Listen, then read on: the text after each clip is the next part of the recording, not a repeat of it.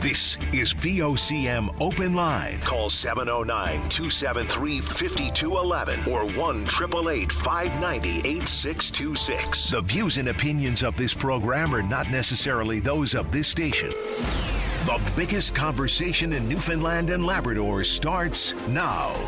Here's VOCM Open Line host Paddy Daly. Well, all right, and good morning to you. Thank you so much for tuning into the program. It's Thursday, November the 6th.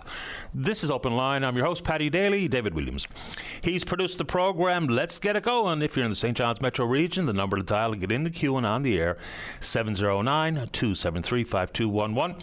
Elsewhere, toll-free long distance, 1-888-590-VOCM, which is 8626. So here we are in the knockout rounds at the Women's U18 Nationals, played out in Mount Pearl and at CBS. In the quarterfinals tonight, Team Atlantic draws Team Manitoba. 7:30 puck drop out in CBS this time around. Manitoba only had one win during the round robin too, so maybe we're in with a shot. So good luck to the young ladies. Oh, and in the Quebec Maritime Junior Hockey League. So in Week 7, the top 5 players, they call them the Team of the Week, 3 regiment players are on it. So LaRose, Danacek, and LaBerge named to the top 5 performers of the week, Week 7. All right, for Blue Jays fans, I think this is good news. Shane Bieber, former Cy Young winner, exercised his player option, $16 million, to stick with the Jays for next year. He only started 7 times in the regular season, looked pretty good. ERA, I think, was like 3.57, 3.57.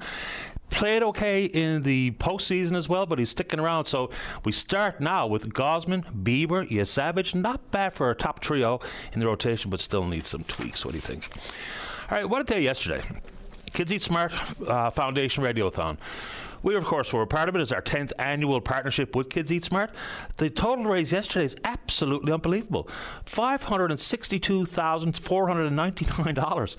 That is enormous. I think it's the biggest take for a fundraiser for Kids Eat Smart. So thank you very much to everyone who participated. Some of the organized labor and corporate donations were huge, municipalities and, of course, individuals. So bravo for everyone who chipped in. Just a very quick mention. You know what? I don't want to pick one company or one entity or another who made a donation, but it was interesting. When Bell Alliant made their $10,000 donation, they earmarked it to be only spent in schools in Labrador, which I thought was a pretty interesting way to approach it. I mean, you've seen the pictures that get shared on social media and whatnot. For the price of food in Labrador is off the charts. I mean, it really is. Some of the programs that were put in place to try to control costs have never worked. So the airlift subsidy, or what's the northern reference? Anyway, so there was 2. And they don't work. And so earmarking that money for Labrador was probably a very smart approach taken by Bell Alliant. But anyway, $562,000 plus raised. So that's pretty great stuff. All right. I get these stories all the time, and it's about rent. So this one particular story, you'll leave the person's name out of it, living in a seniors complex. Out in 2017, it was $1,250. Then they were told it's going up to $1,350, then $1,450, then $1,550, and then $1,650. And just got notified it's going to be $1,750 per month. The conversation is probably long overdue about what we do about rent. Affordability is a tricky piece of business when we're talking about housing, because something's worth what someone's willing to pay for it. It's always going to be the case when you go to buy a home or to sell your home. But there are some levers we can pull regarding rent. For some people, especially landlords and developers, they think rent control is a very dirty word or dirty phrase. But at some point, we've got to be realistic here. The vacancy rate so low and the affordability gone is, what do we do? You know, you have to allow for the landlords to be able to not lose money as they own a property and have to cover a lot of the input expenses. But there's a way to manage this, isn't it? I mean, it's not like the rest of the country hasn't considered and or implemented it. In BC, they have it. Manitoba, they have it. Ontario, they have it. PEI has it. Nova Scotia, they have what they call an interim residential rental cap act that's going to expire at the end of this year.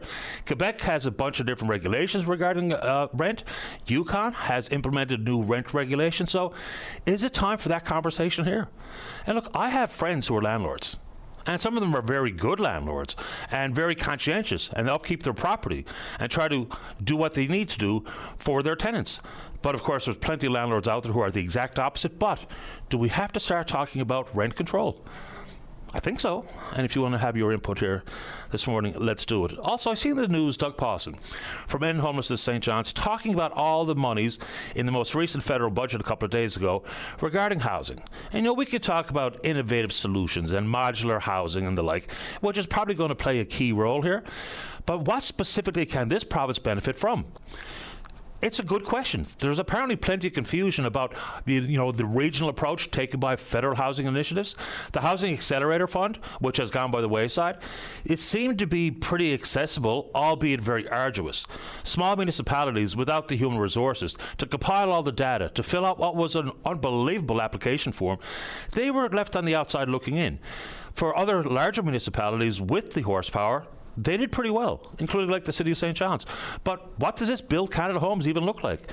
I asked Minister Thompson yesterday, no real answer. It's a newly created special operating agency, and that's used to be very much a go-to for the federal government, not so much in the recent past, but here they come with 3 new created SOAs. But we really don't know how it works. It's going to be pretty important to figure it out. So, Doug, if you're listening this morning and have some very specific questions you'd like to put forward so that we can all consider them, we'd be happy to take your call here this morning. And this news in the media has come to me in the form of emails many times, and it is troubling to say the very least. We continue to look for status updates on the RCMP investigation into the North Shore fires, the Kingston fire. Now we're told that many residents had been warning the RCMP about an arsonist on the loose. They took it upon themselves to make a trek into the woods, sometimes hiding in the bushes, to go to higher ground to spot smoke. And on several occasions, when they saw a small fire starting, they were able to control it with the old fire extinguishers on their ATVs or what have you until the fire department got there. So they were very vocal in telling the RCMP there's someone out there lighting fires on purpose. And eventually the fires that were small and easily dealt with then of course became an enormous problem. Some 200 structures lost. So it would be nice to hear from the RCMP and also for any resident in the Conception Bay North area who was part of this monitoring the fires in the bush. It's a heartbreak to know that this was publicly understood, pretty common knowledge amongst the residents in that region. They put it in front of law enforcement, and I don't know what level of investigation ever took place, but the fact of the matter is, it really looks like all those suspicions about arson may indeed be true if they were actually monitoring the bush on their own time and their own dime. So for any of the residents out there, and there's a couple of people mentioned specifically in the news article, I'll leave their names out of it unless they'd like to join us on the program and tell us about what they saw, what they did about it, and what was possibly not done about it when their warnings were brought forward. All right, a couple of quick budget mentions, I suppose. So we've all seen the story, and I'm not so sure we've heard from politicians about, including our new PC government, about how we're going to digest the Stats Canada numbers regarding the aging demographic of the province. We've seen this developing over the course of the last decade plus, but now we've reached a threshold which really should be the eye-opener. If 1 in 4, 25% of the population in this province are 65 years plus, the median age way above the national average, and in the 65 plus, 25% here, national average around 20.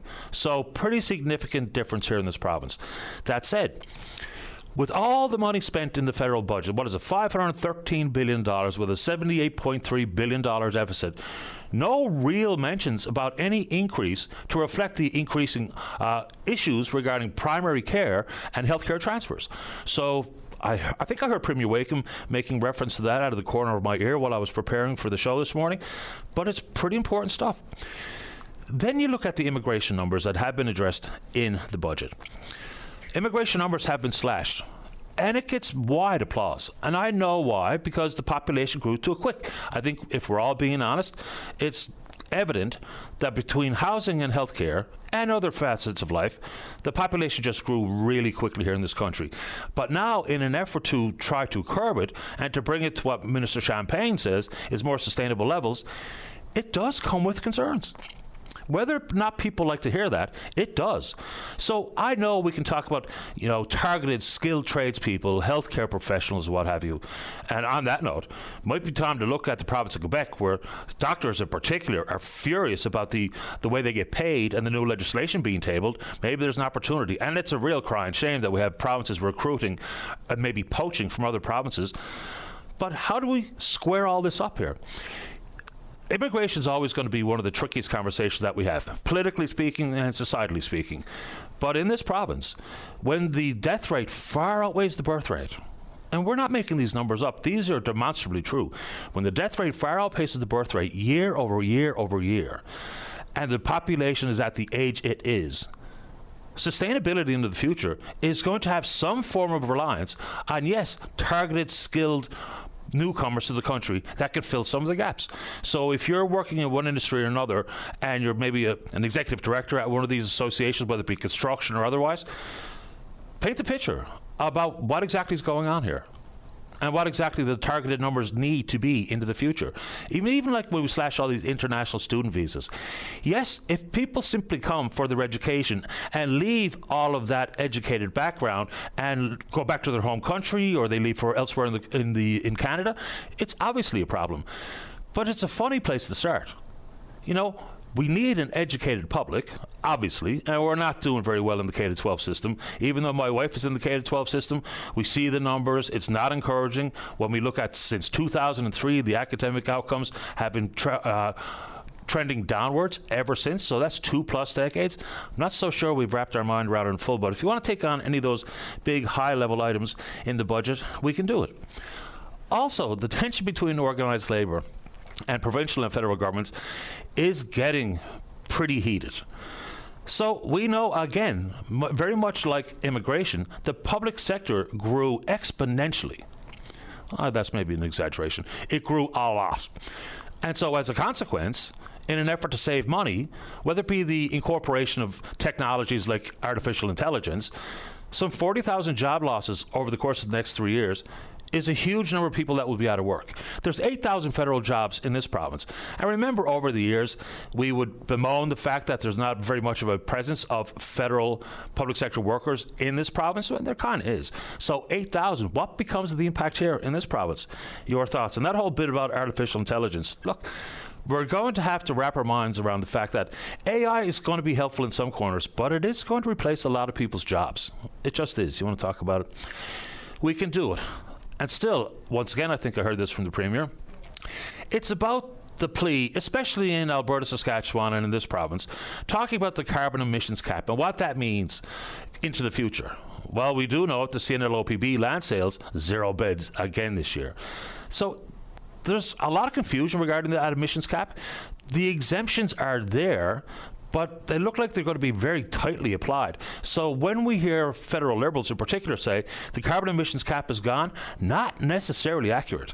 So for those in the industry, you know, I'm sure they've spent a lot of time going over the budget, this specific piece of policy, about exactly what's going to be exempt versus what is going to still be under an emissions cap. It may be gone in full into the future, but it's not necessarily the facts today. So let's take that on as well. All right, I get lots of feedback, maybe a couple of calls, regarding what is, I guess, pointing out what most of us already thought, is the work done at the Marine Institute looking at harp seals and ground fish recovery.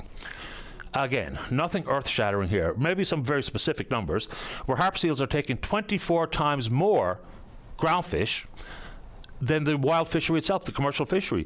So when it goes on to say that we need to include this harp seal implication in stock assessments, okay, that makes sense to me. But what doesn't change is the fact that those harp seals at their numbers are still there. Understanding the numbers, understanding the consumption rate, understanding their diet doesn't change the ground fish recovery. So the big question coming from it is, now what? What are next steps? So again, the political will for a call for the sake of, it doesn't seem to be something that they're willing to talk about. So whether it be markets or otherwise, but my question for the researchers, and I guess it's not really their position to say, maybe suggestions or recommendations as to what next, because we have some numbers now, which has always been quite silly to have to think about it like that. But anyway, if you want to talk about it, well, we can do it. All right, let's get into the courts here for a second. So the Supreme Court of Canada, eventually, it's going to be that body that tries to review the newly tabled legislation by the federal government regarding tough on crime. Stricter bail laws, tougher sentencing, which also includes consecutive sentencing allowed for the most violent and repeat offenders. Conditional sentences, very much restricting the use of conditional sentences. So The last time it was put forward in this form or fashion was then Prime Minister Stephen Harper. It made its way to the Supreme Court and it was deemed to be unconstitutional. So eventually this legislation is also going to make its way to the Supreme Court, you would think. Now there's a couple of interesting things happening in the Supreme Court as well. So apparently, I've been following this story. I haven't brought it up on the program, but we can talk about it. It's the Canadian Food Inspection Agency's order to cull those ostriches in British Columbia. So some 69 of the flock, is that the right word for a group of ostriches? Some 69 died when they contracted avian flu. There's another 300 plus ostriches there. Apparently the Supreme Court is going to hear arguments about whether or not that cull is going to take place. And I know plenty of people have been following that story, including me, but I haven't talked about it on the show until now. But the Supreme Court is going to be the ultimate decision maker there. Also, set to announce today, I'm pretty sure, is whether or not the Supreme Court of Canada is going to have to hear appeals in the challenge of Saskatchewan's school pronoun law. So the law is pretty clear. It says that children under 16 are prohibited from changing their names or pronouns at school without parental consent. The Premier, Scott Moe, he's invoked the Charter's notwithstanding clause in 2023, which means that can override Charter rights for the next 5 years. Look, I suppose it's a concern for some people. I think it's worth pointing out, just when we talk about the English language, everyone has pronouns. It's just how things work. Yours could be whatever you choose them to be, but imagine all the time and effort with the tedious issue of going to the Supreme Court of Canada to hear whether or not someone who's 15 years old can change their pronouns at school. Should the family be involved in those types of conversations? Sure, but isn't that kind of a family issue? But the Supreme Court will tell us today whether or not they're going to hear those particular arguments. So there's a few interesting things in front of that particular court. Also regarding, yes, acknowledge, which I will every single day, there are plenty of structural systemic issues regarding productivity and weak growth forecasted into the future here. And some of it is absolutely complicated with the tariff issue. The U.S. Supreme Court is hearing arguments as to whether or not the president has the authority via the Constitution to unilaterally impose these tariffs as opposed to the authority that has long been in the hands of Congress. So I guess we'll get some sort of ruling whenever into the future. Two more. Chris d'Entremont. Okay, so plenty of concern out there about Mr. d'Entremont crossing the floor as an elected member regarding the Conservative Party of Canada and has now officially joined the Liberal caucus. The outrage is predictable, but it's the rank hypocrisy that rules politics is just tedious and tiring. In 2018, when an Ontario MP left the Liberals to join the Conservatives, House Leader Melissa Lantsman said, very publicly and on social media, country over party, and celebrated. Look, floor crossing has happened a lot. For starters, the Canadian Alliance under Stockwell Day, the reason that party blew up and eventually became what we see now as the Conservative Party of Canada is because of floor crossings. It's happened a lot. If people want it to change, then we have to change the rules. Because at this moment in time, there are no rules saying that one politician, elected member or another, can't do exactly what Chris d'Entremont did. So he says it's because of Mr. Poilievre's leadership. I've been told repeatedly and bombarded with suggestions that there's bribes or promises and maybe there's more people going to cross the floor, turning a minority into a potential majority Liberal government. If people don't like it, and whether you think there should be a by-election or it shouldn't be allowed, that's a matter of changing the rules. Right? Pretty basically. I mean, there's been lots of famous floor crossings. Belinda Stronach just pops into my head. Belinda Stronach crossed the floor. And, the party that's aggrieved, their supporters will be furious. And I understand that. If you voted for somebody based on the party they represent, then you will indeed be, pick a word, frustrated, disappointed, outraged, whatever the case may be. If people think we need to change the rules, that's a different conversation than calling someone a traitor or has committed some form of treason, apparently, I've been told in some corners. But, yeah. Last one. Good on Mary Brown's for their promotion event yesterday. I think it was $1.93, right, for a Big Mary. People are struggling. When you have an opportunity to save a few bucks and get a bite to eat, of course people are going to jump on it. And good on Mary Brown's. And apparently they sold out of chicken yesterday. That said, you knew full well how busy it was going to be. So some traffic control needs to be part of it. I mean, we had people coming to the radiothon yesterday at the mall saying they were on Freshwater Road for an extended amount of time to try to get from, say, like Elizabeth Avenue past Mary Brown's to get to the Avalon Mall. I went grocery shopping yesterday at Howley Estates. When I came out, the lineup of people trying to get in the drive-thru at Mary Brown's, right there on Torbay Road, was right back up into the turn lane coming off Elizabeth Avenue. So it had a huge traffic implications. Look, I don't begrudge someone getting an inexpensive Big Mary. Good for you. I appreciate a Big Mary. But when the promotions are going to be as busy as they were, and predictably so, maybe in partnership with the city or maybe the corporation itself, traffic control's got to be part of it. I mean, look at all the snarls yesterday because of that. And look, I don't begrudge anyone a Big Mary, especially at $1.93. All right, we're on Twitter. We're VOCM Open Line. Follow us there. Email address is openline@vocm.com. When we come back, let's have a great show. Tony's in the queue to talk about his daughter's issue with Munns Medical School. It's an interesting one. I read his email earlier. Tony kicks off the show right after this. Welcome back to the program. Let's begin this morning on line number 1, the top of the board. Good morning, Tony McDonald. You're on the air. Good morning, Patty. Can you hear me okay? I can hear you just fine. Welcome to the show. Thank you so much. Appreciate your producer calling me this morning. So the issue that I'm having, or my daughter is having, is I'm a serving member of the Canadian Armed Forces. I've been in for 23 years. I left this province in 2005. I got posted to Ontario, Canadian Forces Base Petawawa. My family came with me at the time. It was just my wife and my daughter. She was 2 years old. My wife was born in Newfoundland. I was born in Newfoundland. My daughter was born in Newfoundland. We went to Ontario. We spent about a decade in Ontario. I was posted to a couple of different places in Ontario. Then we got posted in 2015, got posted to Canadian Forces Base Gagetown. Family uprooted and went to New Brunswick. My daughter finished high school in New Brunswick.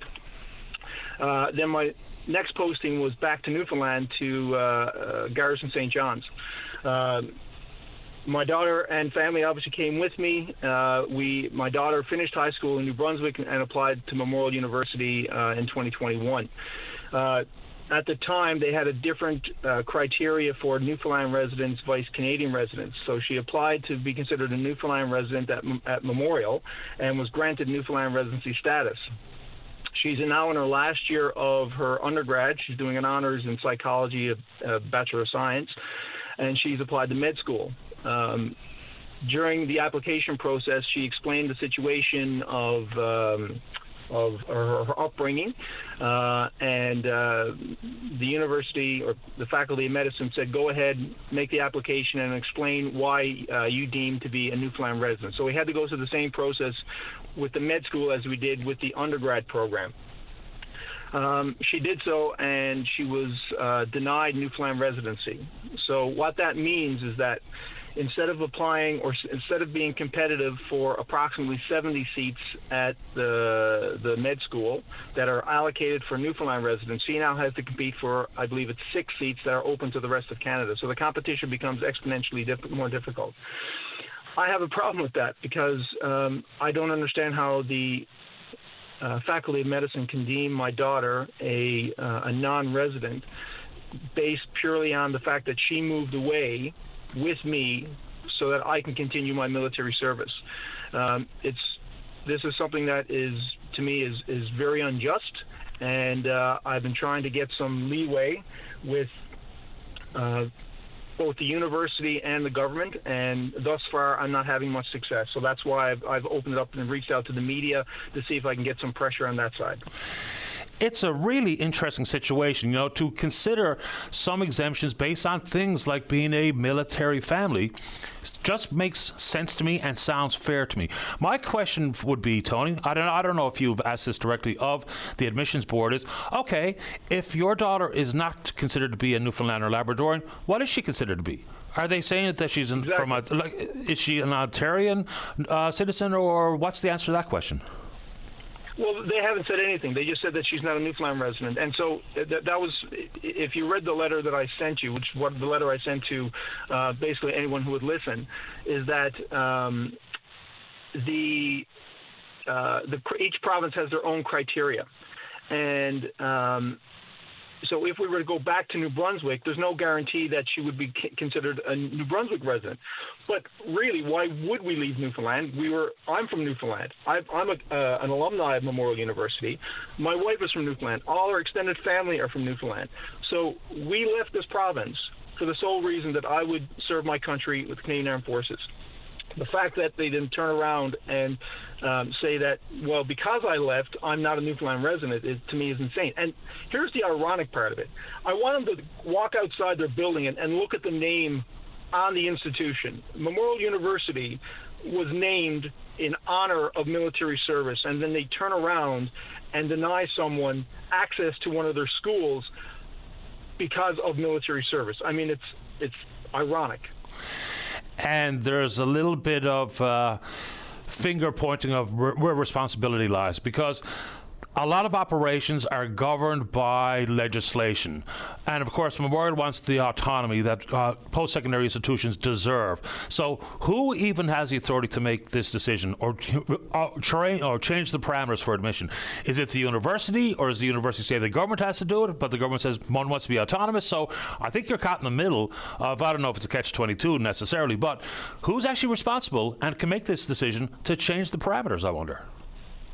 Excellent question, and that's something that I want to know. So when we went through this process with MUN, it was they let us believe that they had the power to make the exemption, and now it's coming out that, as far as I'm concerned, they didn't have that power. So I don't know why they didn't tell us that to begin with. They're saying that their hands are tied because of legislation, and the legislators are telling us that they don't want to interfere with Memorial. So we're just caught in the middle, and the idea that, well, as I explained in the letter, my daughter is like an academic refugee right now. Who does she belong? Like, we haven't lived in Ontario in a decade. We haven't lived in New Brunswick in almost 5 years. So if we were first off, I'd have to get a posting back there, and you don't tell the Army where you want to go. They tell you where you're going. So there's no guarantee where my next posting, if I have one, would be to one of those places. So they could post me to British Columbia, Alberta. There's bases all over the country. So we're stuck. And this is to me, it's very unjust. And I'd really like someone, be it government or someone, to show some backbone and actually make a change to a piece of legislation that did not consider military service. And also, I'll throw RCMP in there as well, because they are probably under the same situation. Mm-hmm. If they don't consider that type of service, then they should, and make the change, because I'm a Newfoundlander, my daughter is a Newfoundlander, my wife's a Newfoundlander. The fact that the med school is sticking to this very black and white policy without giving any consideration is frustrating. And at the very least, one side or the other should take responsibility and say, okay, it's my authority, whether that be at Memorial University and or Confederation Building, it's my authority and here's my answer. At least that baby step so that we can start the process. I don't know if you've done any looking around the rest of the country for military family-based exemptions for med schools or any other programs, have you? Yes, I have, and there are schools out there that give exemptions. So Dalhousie has some exemptions for military service. University of Ottawa has exemptions for military service. University of Saskatchewan has exemptions for military service. Some of them are broad-based, and some of them are specific for certain schools.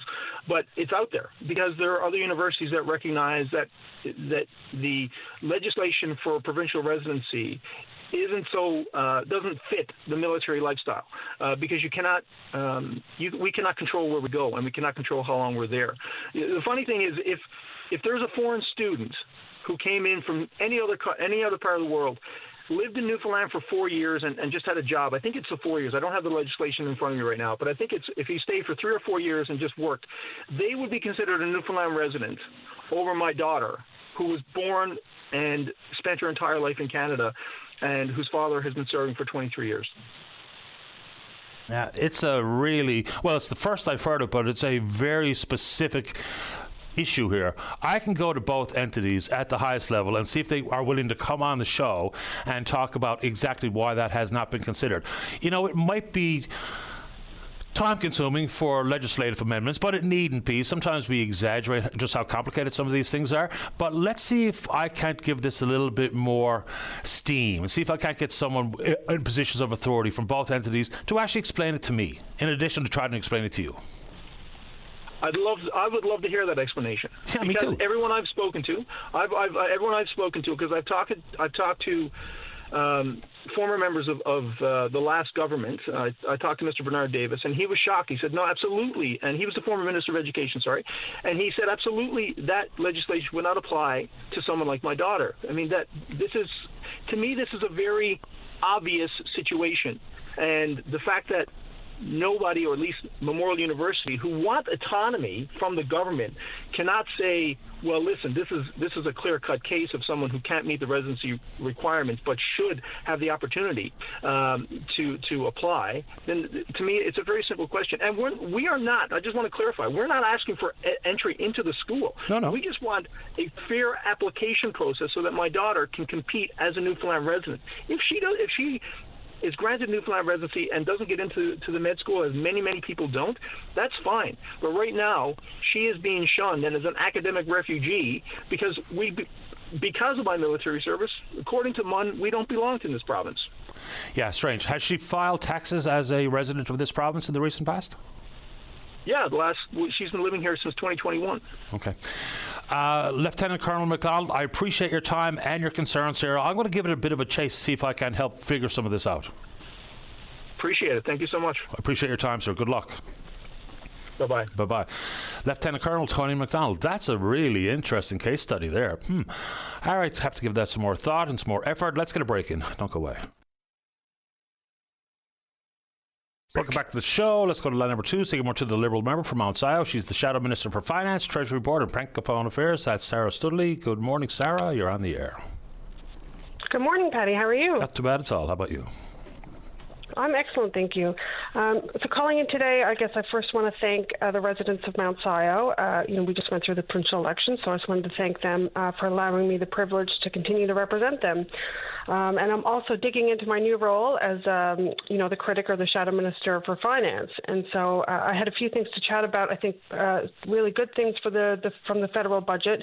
I think, but then also some things we need to watch and the government needs to watch out for, I think. So I guess I'll get started with the good things I thought in the budget. And a lot of these things I haven't heard anyone talk about, and, it is quite extensive. And so I think it's really good that they're keeping the $10 a day childcare. I know that people were a bit concerned about that, so I think that's fantastic. Although it doesn't elaborate on, I guess, whether or not those spaces will be expanded. So I think that's certainly something that the new government is going to have to continue to push for, obviously, because those $10 a day childcare spaces are incredibly valuable, but we also need more funding from the federal government to continue to expand those spaces. I really like the automatic benefits they introduced just before the budget, where automatic tax filing, so all the low-income people, for example, with a simple tax situation, they will no longer have to file their taxes. And I do think that is a huge benefit to those individuals. And, we've helped people. I know the federal government helps people file their taxes, but that is allowing those individuals to get a lot more benefits. So just as an example, an extra up to $400 a month for people with disabilities. If they didn't file their taxes, they didn't get it. Now all of a sudden they can get that with the automatic tax filing. I mean, that's long overdue. To extend that conversation a little bit, the whole tax code and the tax season needs a major league overhaul. It truly does. We've stacked on caveat after caveat and clause after clause and policy shift after policy shift on top of what is already an extremely complicated system. And here we are. CRA is really struggling mightily. And a lot of that's because of the confusion of the code itself. And politicians, look, for starters, federal politicians have proven time and time again, they don't really understand the complexities of the tax code, and consequently they just leave it there for the rest of us tax-paying Canadians to toil every March. Yep, absolutely. And so some of the other smaller things that I think are really good and I'm really excited about, one of them was under my radar, the new payment system. So the federal government announced that there's going to be a new payment system this year for all, I guess, transactions between banks, which I think could be an incredible opportunity even for inflation. Hopefully, if all those transactions between banks and credit cards and all of that are easier and simpler, hopefully that means they cost less money for those vendors to implement, and then hopefully that savings gets passed on to Canadians. So I think that's a really interesting new technology that the federal government is rolling out. And then they also announced that they're going to enable credit unions they're going to change the Bank Act to enable credit unions to start to play in the banking sphere more so than the credit union sphere, which I think is an incredible opportunity. For example, the Newfoundland and Labrador Credit Union, I know that they punch above their weight in Newfoundland and Labrador, and that might be a really interesting opportunity for them, for example. So I'm really looking forward to keeping an eye on those. As well as obviously the good news of having the Churchill Falls deal in the budget, as well as what the emissions cap changes would mean for Bay du Nord. There's a few things I want to bring to the public's attention to make sure as well that the government keeps in mind. So they did mention they're going to review the clean fuel regulations, and I really don't think that the clean fuel regulations gets enough. Obviously very few people understand those regulations, but they mean a direct increase to the gas prices, especially here in Newfoundland and Labrador, especially the provinces with regulated gas prices. And I think the federal government has not done a good enough job in accounting for provinces like Newfoundland and Labrador, where all of our goods get shipped in, and we pay the extra cost on all of our goods and services because of the clean fuel regulations cost incurred by the wholesalers and retailers, and how that gets passed on in our food prices and everything. So I really think that should be contemplated when they review the clean fuel regulations. Absolutely. I mean, I think if you do the math on it, by the time it makes it to the end consumer, when compared to mainland Canada, we may pay as much as 3 times more in clean fuel regulations. Yeah, it's incredible. So then I guess a few other things. It mentioned the there's a new youth unemployment and skills strategy mentioned in the budget, but it kind of seems like that's not new money. So I do worry that is going to come from the Labour Market Development Fund, which is money that the province already gets from the federal government for skills and labour. And so I think that's something we're going to have to be really careful. Ideally, they don't just take money and repurpose it, that they're already giving, the government currently has discretion over, and that's not kind of taken away and repurposed. And I hear you talk about artificial intelligence all the time. And so I really love the focus on artificial intelligence for the economy, for the government. And I do really hope that they can achieve that. I think it's going to be really tricky and sticky, I guess, for them to be successful in achieving transformation of the federal government using AI. Because a lot of people are just so scared, they're so afraid. A lot of the public servants here, even in Newfoundland and Labrador, I can't imagine it's very different in the federal government. And it's tricky to adopt new technologies and to enable change at that level and scope and magnitude across such a large organization. I really hope they can do it. It's going to be really tricky. Yeah, it kind of depends how it's going to be used too, right? If it's simply for the dissemination of data in real time and then human beings make decisions because human beings will be responsible for the algorithms so it kind of depends on how this is going to be utilized by the federal government and exactly what corners it's going to be used. So $1 billion for the strategy and the creation of this platform across the board at the federal level, a bit more detail would be helpful, as far as I'm concerned. Absolutely. Anyway. Sarah, final thoughts before I have to get going. Yes, thank you, Patty. Thanks for taking my call. I guess my final thought would be I think we've done a really good job with GDP. So I know Minister Cody announced in August that our GDP in Newfoundland and Labrador was up to 6.3% for the year, and up from the budgeted amount of 4.4%, where federally we're just under 1%. So the economy in Newfoundland and Labrador for real GDP has been doing really well in 2025. So I just really hope that keeps up. And we need the Churchill Falls deal so that we can keep that up and, have tens of thousands of jobs for the future of Newfoundland and Labrador. I appreciate the time. Thank you, Sarah. Thanks, Patty. You're welcome. Bye-bye. Sarah Studley, the Liberal member from Mount Sion.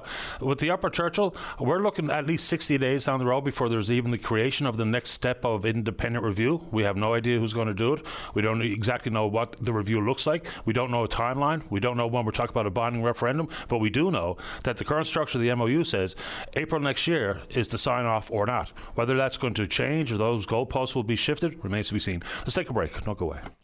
Welcome back to the show. Let's go to line number 5. Say good morning to oil and gas advocate, friend of the show, Rob Strong. Good morning, Rob. You're on the air. Hi, Patty. Good morning to you. Welcome back. Thank you very much. I promised last time we talked that I would call you after the land sale, and for the offshore acreage, and so I'm doing that. And at the same time, I thought I might tell you and your audience about the recent seminar that Equinor and Energy NL did, and talking about the Beta Nord project. And finally, a few comments about Bullarm, if I may. If I got enough time. You may. Where do you want to start? Let's start with the land sale. That's quick. That's a quick conversation. Yes, as your audience probably knows, there was a land sale offshore. There was blocks of acreage on the southern Labrador coast and some on what we call the eastern Newfoundland coast. And we had 19 parcels of land in Labrador, which didn't get a bid. And we had, I think, 17 parcels of land that were offered up for bid in the eastern Newfoundland area, and we didn't get a bid. And by bids, I mean companies bid. They don't really put down cash. They commit to spend X number of dollars on that particular parcel of land, and then if they're the highest bidder, they get the rights to that acreage for up to 9 years, subject to certain conditions. And one of the key ones, of course, is to drill a well in the first 5 years. But unfortunately, we won't see any activity on that, on either one of those blocks. And, you know, that reflects the last couple of years. We haven't had much in the way of successful bids.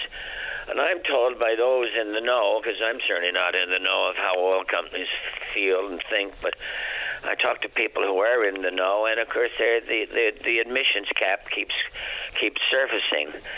And as you talked about, I think, in your preamble this morning, yes, the federal government in the budget yesterday, was it yesterday the budget, the day before, whatever? Day before, yep.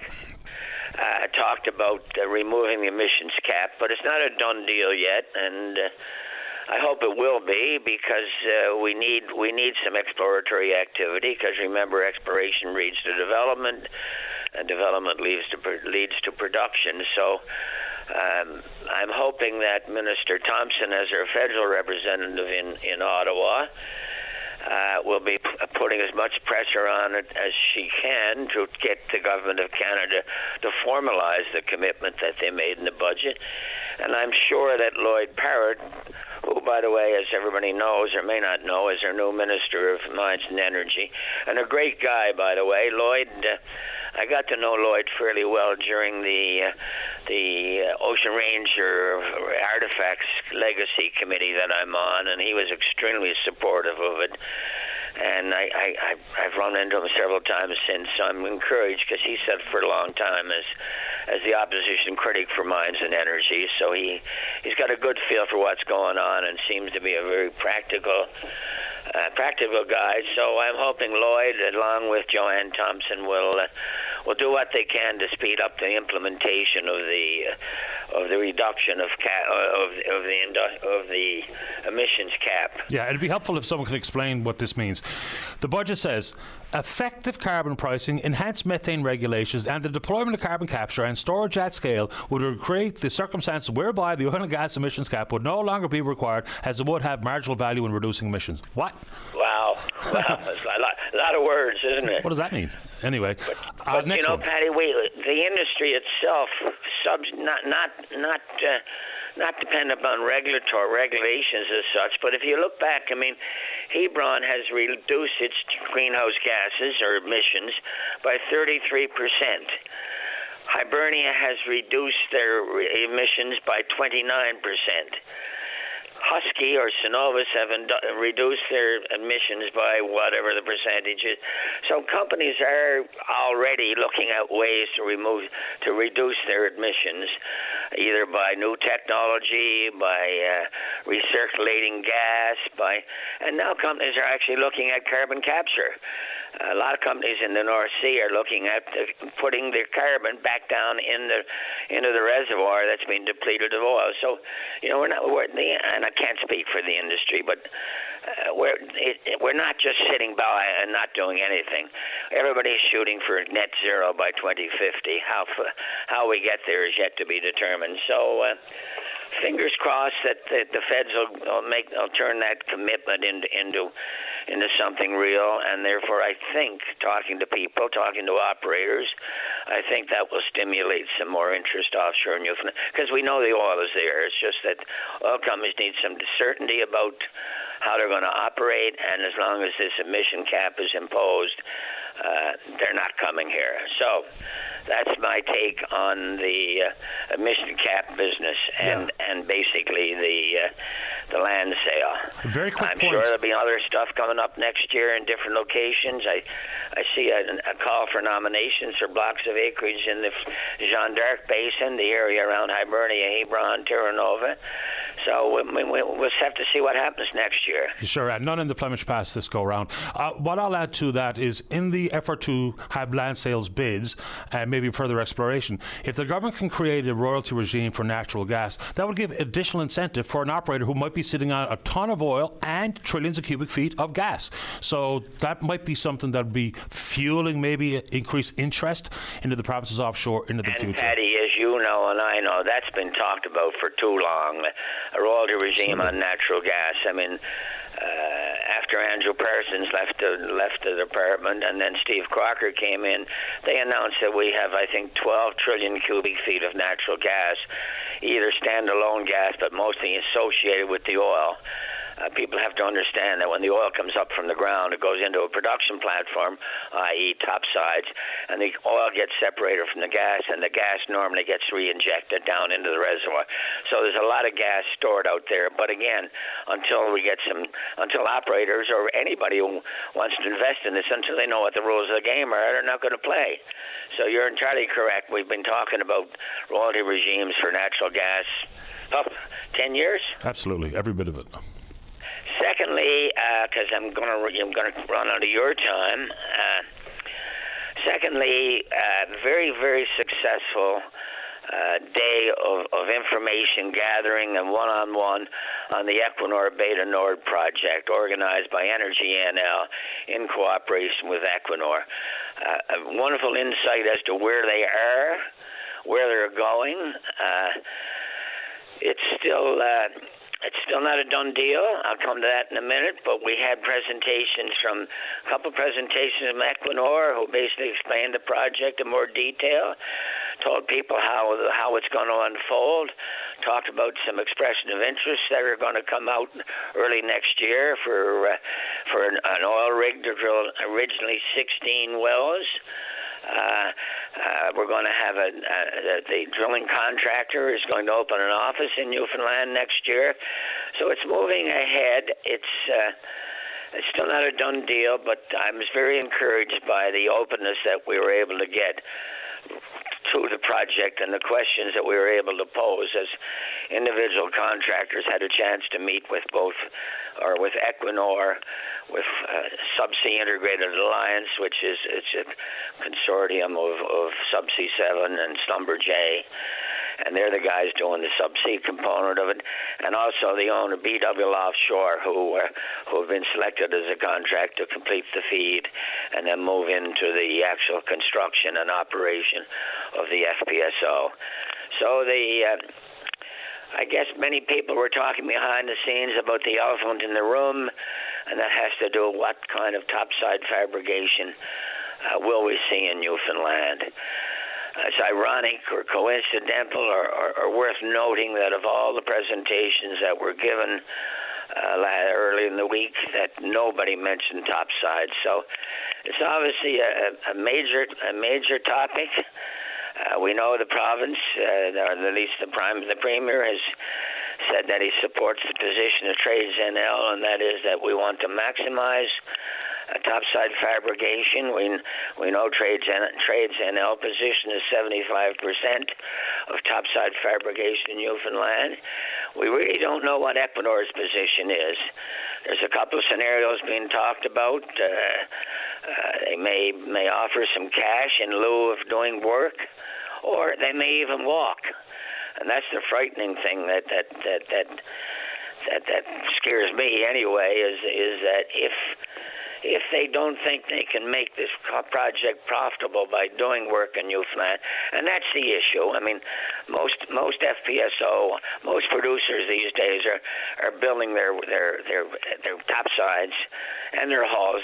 Normally, the hull of the FPSO, the floating vessel, is done in China, and then Singapore or Korea are normally where they do the modules, because these guys are set up over there. They're very efficient. They've done dozens of them. So I think that's Equinor's fear is that, and I can't speak for Equinor, by the way. I'm just speculating, but I think Equinor's fear is that can we be cost competitive in a world of $65 barrel prices? Yeah, and maybe only going to lower into the future because of the time on the clock. We'll have to leave it there. Let's pick up Bull Arm next week. Okay, Pat. Thanks. Rob. All the best. Bye-bye. Bye-bye. All right, let's get to the news. Don't go away. Welcome back to the show. Let's begin on line number 1. Mike, you're on the air. Yes, Paddy, I'm up there on Pennyhill Road. There's a lost dog. They were going down towards Prince of Wales.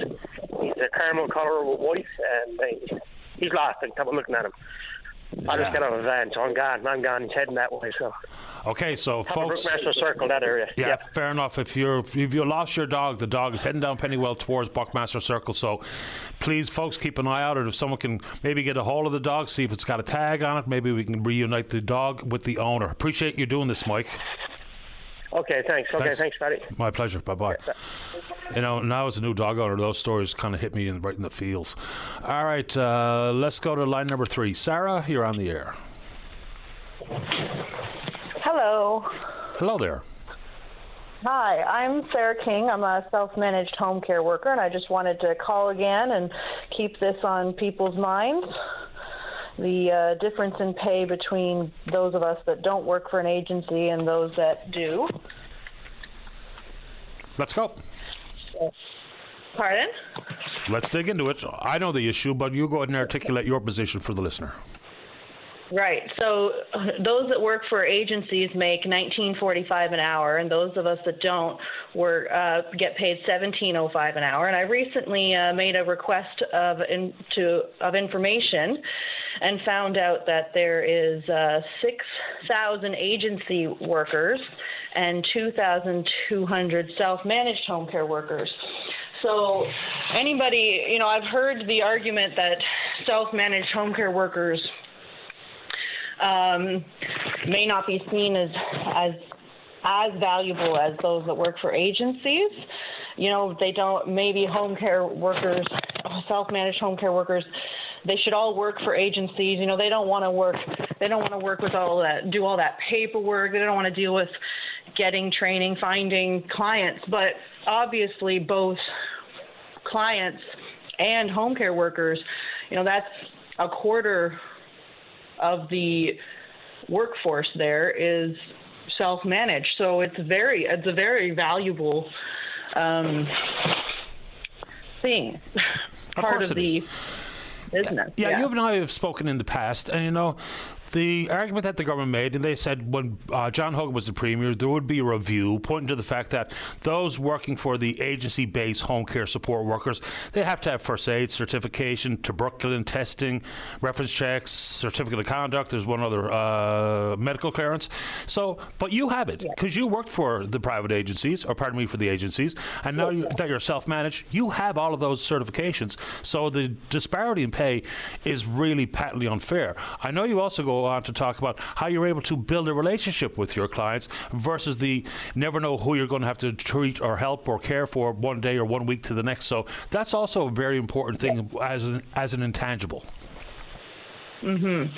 And, we had a member come to our door, and my husband was able to talk to them before the election. And that's, the idea that all home care workers should work for an agency came up.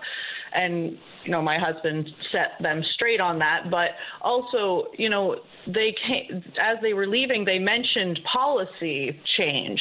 Well, what is this policy that needs to be changed? This review has been underway since February. There's been nothing put out there. I'm really hoping that the new government, the PCs will take a look at this. I did send the new cabinet ministers an updated letter just explaining to them what's been going on in the situation, and hopefully we will get some kind of response. They'll dig into this a bit more. But February was a long time ago. It's going to be February again before we know it. Well, I have an update for you, Sarah. Last week on this program, Premier Wakeham was on with me, and one of the very specific direct questions I asked is if he would change the rules regarding rate of pay in particular for agency workers versus self-managed workers, and his answer was yes. He committed to doing exactly what you're looking for. Oh, well, that's great. That's awesome to hear. I hope all of his cabinet members are in agreement. Yeah, now he'll have obviously a fair amount of authority here on this type of front, but I asked him that very specific direct question, and he said he's 100% committed to changing the disparity between the rate of pay. Because we also know some federal money came in for agency workers, which is going to see a predictable increase in their wages. Not the same could be said for self-managed workers like yourself. So hopefully that gives you some cold comfort. The time with which that change happens, I don't know, but he said he'd work towards it immediately.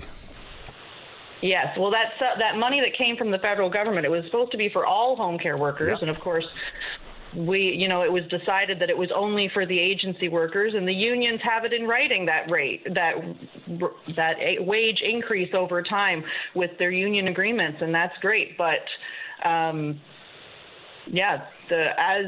care workers are often, whether they work for agencies or not, are often, we're the front line of healthcare, and most people don't think of home care workers as healthcare workers. Yeah, I think that's probably true. Some people may think of them as a shoulder to lean on, someone to play cards with, but there's so much more to it than that. I'm not personally built to be a home care worker. I hear the stories. I know people who work in the industry. Maybe industry is not the right word, but it's an extremely important and difficult job, and I guess depending on client, because not every client is the same. But yeah, you're absolutely part of the healthcare system, no question. Yeah. And that's where, I do think it's important to have the training and such, but there's no incentive with the current system to get that training. Right. So hopefully that's a welcomed update from Premier Wakeham to me, now relayed on to you. That sounds really great. Thank you for asking him, putting him on the spot. Happy to do it, and there's so many more things. We had him for maybe close on 25, 30 minutes, and that only scratched the surface of the number of issues that we'd like to discuss with the Premier. But, of course, in this transition, we're going to have to pick away at it when we get an opportunity. Anything else you'd like to say this morning? No, that's about it. I'm still trying to increase my Facebook group, the Self-Managed Home Care Workers NL. Just a reminder to those that join it, though, it is a group just for us to join together. It's not really to find a job. There's been a couple of posts about looking for work and looking for home care workers, and that's not really what the group was meant for. It's more to just join together on this issue so that we can advocate together. 100%. Appreciate your time this morning, Sarah. Thank you. Thank you. You're welcome. Bye-bye. All right, so that was one of the questions that was put into my head, and I was happy to be able to ask it directly of the Premier. Let's get a break in. How are we doing out there this morning, Dave? All right, break time. Don't go away. Welcome back to the show. Let's go to line number 4. Joan, you're on the air. Hi, Paddy. Thank you for this opportunity. So I'm here to thank Trump for designating Nigeria as a country of particular concern. Countries that are designated in such a manner have engaged in severe violations of religious freedom.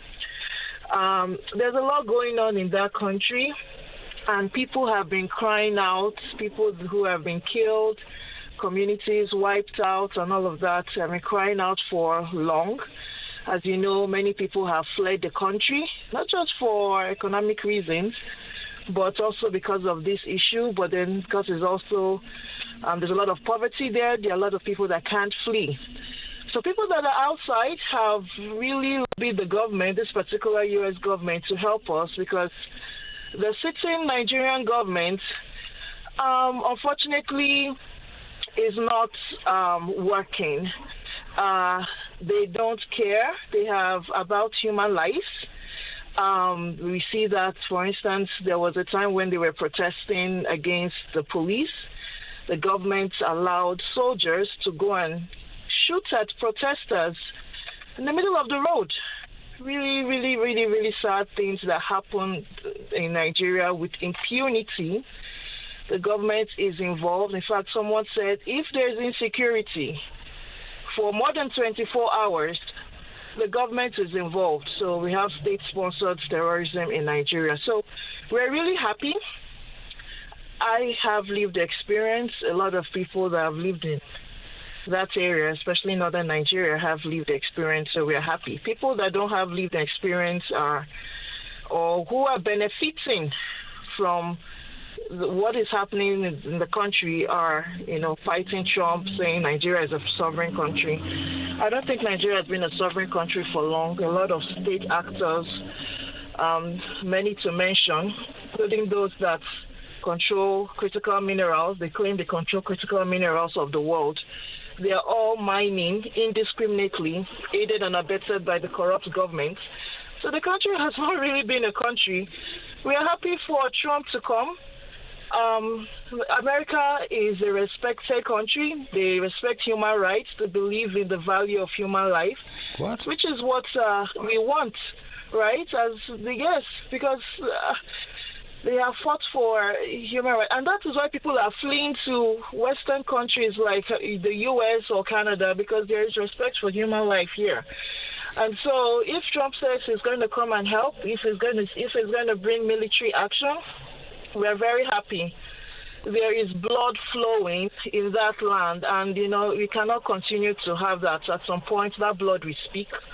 Okay, but the Nigerians have said quite clearly there would only ever be military action if it's joint military action with the Nigerian military, number one.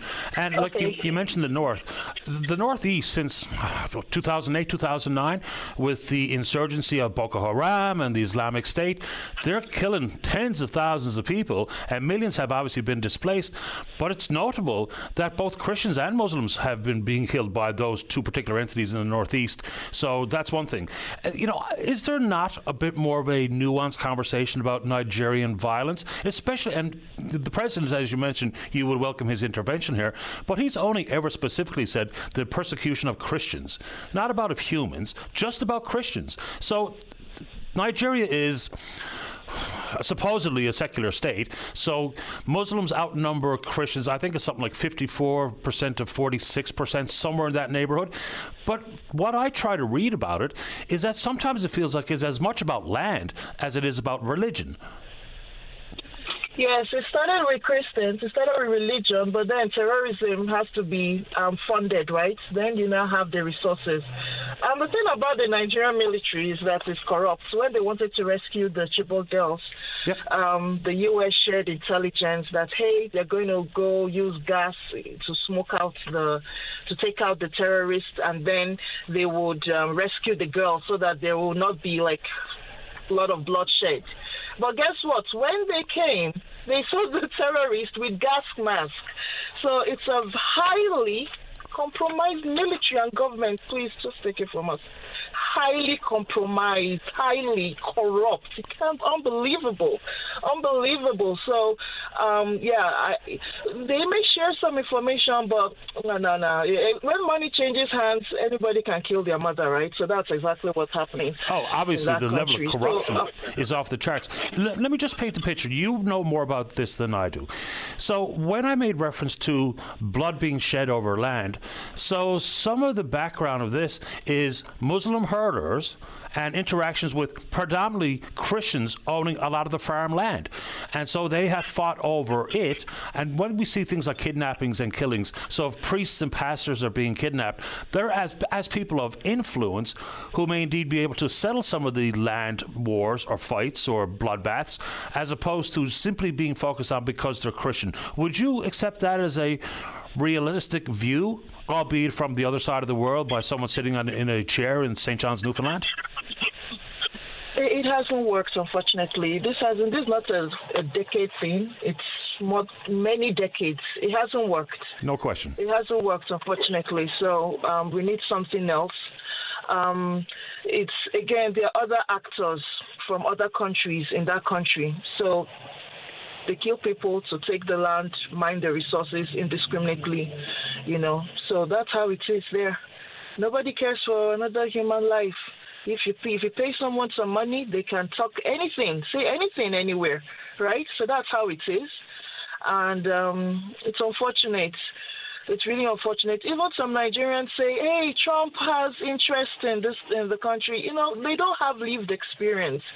I don't know if they value human life. Interestingly, those people are also enjoying the peace and security of the Western countries, and it's ridiculous.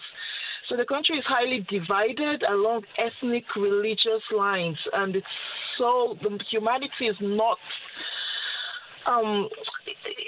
Especially when they feel they are not benefiting from it. It's really sad to say things like this, especially in public, but that's what it is. And, I don't think we can continue. Gaza, the people spoke for Gaza, the people there, wonderful, where the people live. I think people should really understand Nigerians, also speak for it and protest. Not just Nigeria, the other African countries, I'm sure, having the same thing. There should be value in human life. Let's forget the other interests, but then let's protect human beings. This country, Canada, thank God we're in Remembrance Day, they fought for peace, right? They fought for peace. If the price for peace is war, then I guess we have to fight for that peace. Right, and you also, I think it's fair when we look at people's motivations for one thing or another. You mentioned critical minerals. Nigeria has vast deposits of critical minerals, specifically lithium, cobalt, nickel. So you wonder what role that plays insofar as the president's motivation to have some sort of interaction in Nigeria, because the world is clamoring for those critical minerals, of which the Americans don't sit on a whole lot in their own country, but Nigeria does, and lots of it.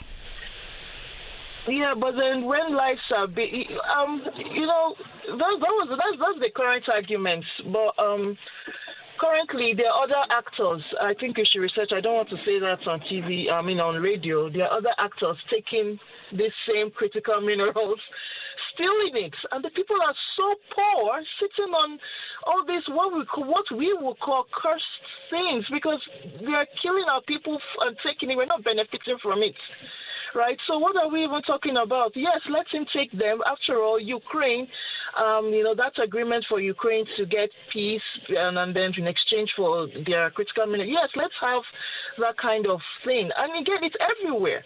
For instance, the government taxes us so that they can create, share the wealth around and peace and security. And that's the price, I guess, for peace and security. So then, if that needs to be done, the government doesn't seem to be capable of doing that because it's so selfish, so corrupt. And let the U.S. help us, please. And I know some people will say, "Oh, look at what happened in other countries like Afghanistan and where the U.S. intervened and all." Okay, the other countries too were invaded by America, Japan, and all of that. So we need a better government. I don't know where that government is going to come from, but the ones we've had so far, I'm not sure. I'm not sure they really did much for us, for the people. The people are still as poor, are getting even poorer still. So I don't know if we can continue like that. So I appreciate you making time for the show, Joan. Thank you very much. All right, thank you too. You're welcome. Bye-bye. Just another example of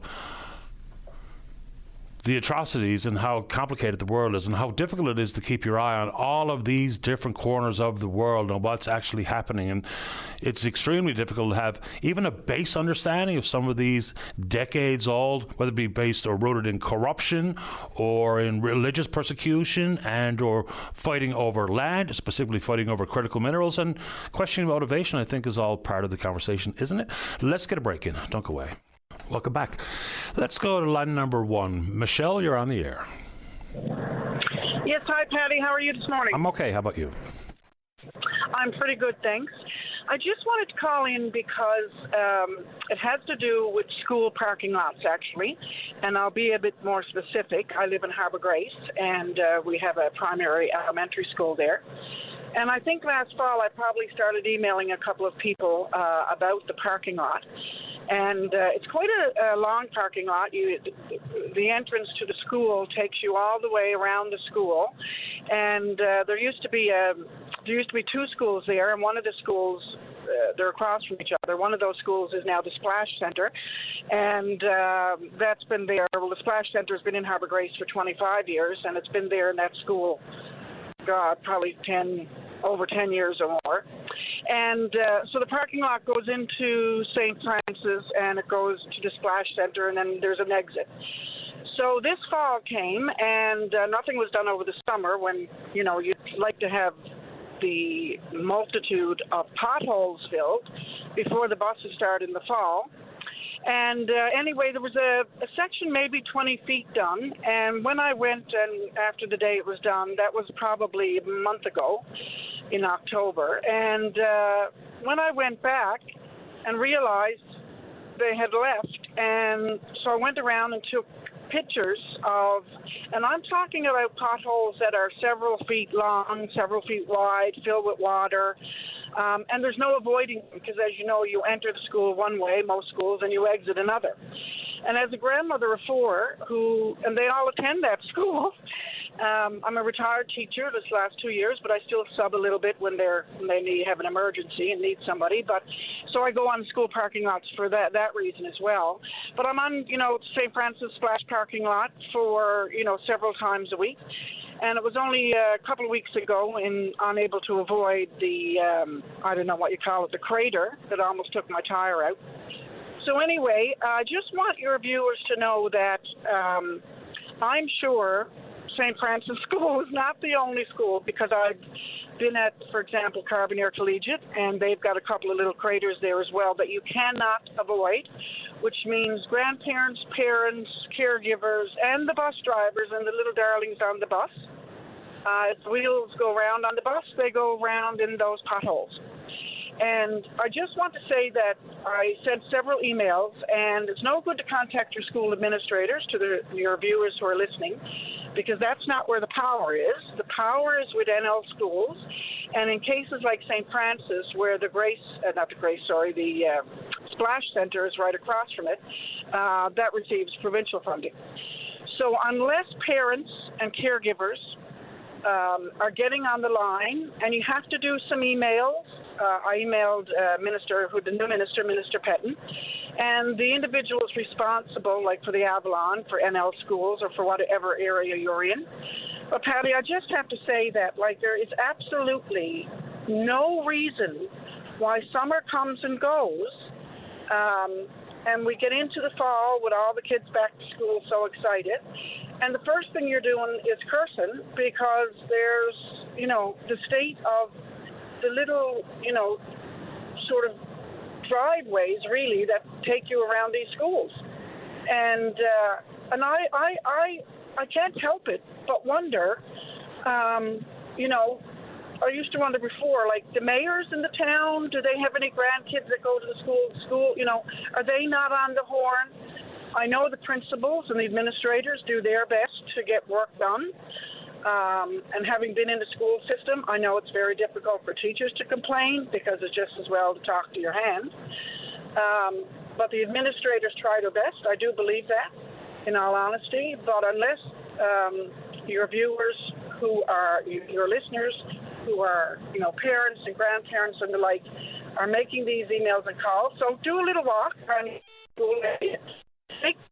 Like I did, attach them to your emails, and, put on the sad face about, this poor little old grandmother, can't afford new tires on her car, but certainly loves to help pick up her grandchildren from school. They can do better. Having said that, I have finally I did get a couple of emails saying, they're supposed to come back and blah, blah, blah.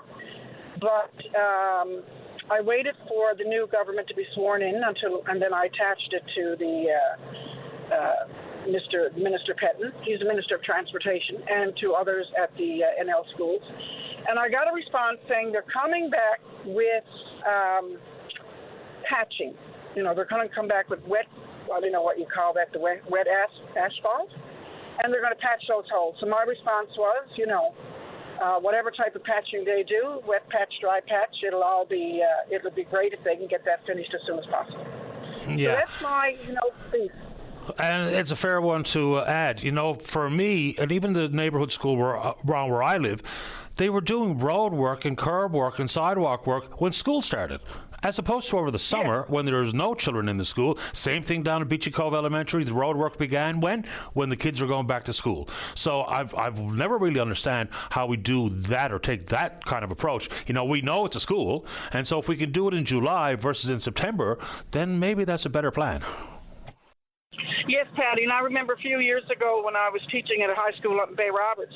I mean, it was literally the week we started school that the road right in front of the school, before and after, they were doing road work. And so every bus was late. You know, every morning you heard, please excuse those students coming in late as the buses were late due to the, construction in front of the school. Now, I also understand that sometimes, I know with the town of Harbour Grace, sometimes they say that the asphalt plants don't open till the fall. That's ridiculous. There's pavement put down all summer long all over the province, so I don't really take that argument as having any merit. But I will say that, yes, Patty, I agree with you 100%. Right throughout this province, there's probably still road work and construction work going on around schools. And that's one thing, but to have to go into these craters around the school lots, our government can do better, our students deserve better, and this grandma deserves better with her vehicle that she's trying to maintain, and the kids on the bus deserve better. You know what I'm saying? And why can't they do it in the summer? Like, the schools are closed, but the workers are working all summer long, except taking holidays, the school maintenance crew. And to come to a school like St. Francis and fill in one spot and to leave, I'm not joking you, there's at least 20 potholes, some of them crater size, still on that lot. And I honestly don't think without the complaints being made that they'd be back. I really don't. I honest to God, I mean, I'd like to, I usually see the glass half full, not half empty, but I really don't think so. And I think that your readers, parents and guardians, the ones with the power, look around your school lots and make those complaints because, and it's like we say about the towns in the summer. People are visiting our communities. I mean, tourism in Canada was up this year probably, 20-something% due to what, the state of what's going on in the United States. And we're driving through our own communities with potholes that are craters, and that's the time when our, if you don't do it for the citizens who live there, then at least do it for the tourists, and that doesn't happen either. So anyway, I hope that the Minister of Transportation, Barry Petton, is listening. I hope he sends a message and to all NL schools, because we know where the school funding comes from, that they do better by the schools and they get those lots fixed. Fair enough. Michelle, appreciate the time. Thank you. Thank you. Thank you for all you do for the listeners of the province as well. Happy to try. Thanks a lot for your time. Okay. Bye-bye. Thanks. Bye-bye. I mean, there's some positive things that happen in the world of road work. We can talk about the politics of pavement if you're so inclined, but when we change some of the starting point process, like 5-year roadmaps, a bit of predictability. Of course, you're always going to have grey areas where things happen and immediate road work is required. Early tenders have been helpful. But the timing, whether it be the temperature, how quickly we let vehicles back on the road, the bed prep, the chemical composition, the thickness of the asphalt, and yes, the timing. It just doesn't make any sense to me that road work began a day before the kids went back to school, when there was a lot of time prior, when there were no traffic for kids going back to school, no kids right there trying to get across the street with all the big pieces of heavy equipment and the ongoing road work. I just didn't get it. Maybe I'm missing something. Probably. Let's take a break. Don't go away. Welcome back to the show. All right, let's go. Line number 3. John, you're on the air. Me? Hi, John. You can hear me okay? It's a bit hollow. If you have us on speaker, you could take us off. That'd be better. Okay. All right. I'm actually working. There, how's that? That's probably getting a lot better. That's pretty good. Go ahead. Yeah, no, I hear all obviously the issues. I mean, there's always going to be issues, but the aging population here in Newfoundland and et cetera, foreign workers, trying to get prosperous, trying to get things done. And then social media, et cetera, et cetera. Anyways, what I'm trying to get at is I spent half my life pretty much on the mainland, right? So Newfoundland really doesn't exist as far as Canada is concerned. You know what I'm saying? Like, I mean, it ends in Nova Scotia. It goes from BC to Nova Scotia. I moved home now 5 years, and I'm from here. I'm probably making a little more than half of what I would make on the mainland, but this is home, right? I mean, this is where I belong. But has anybody ever took a good long look at who benefited more from joining Confederation? I mean, I know how tough it was. Of course, it's before my time now, right? But the stories and the pictures and all that stuff. You know, just moving home was, oh my God, it was a small fortune it cost me. I moved myself home twice, like just two trips, right? That ferry was unbelievable, like the cost. But anyways, I just want to put it out there because I think Newfoundland can take care of itself a lot better than us being governed by the whole of Canada, right? I mean, look at the resources. I mean, they just seem to just go out the window, and we seem to be getting a pittance for the resources we do have. Of course, yes, it takes money to develop it, et cetera, et cetera. But, I mean, go from A to Z.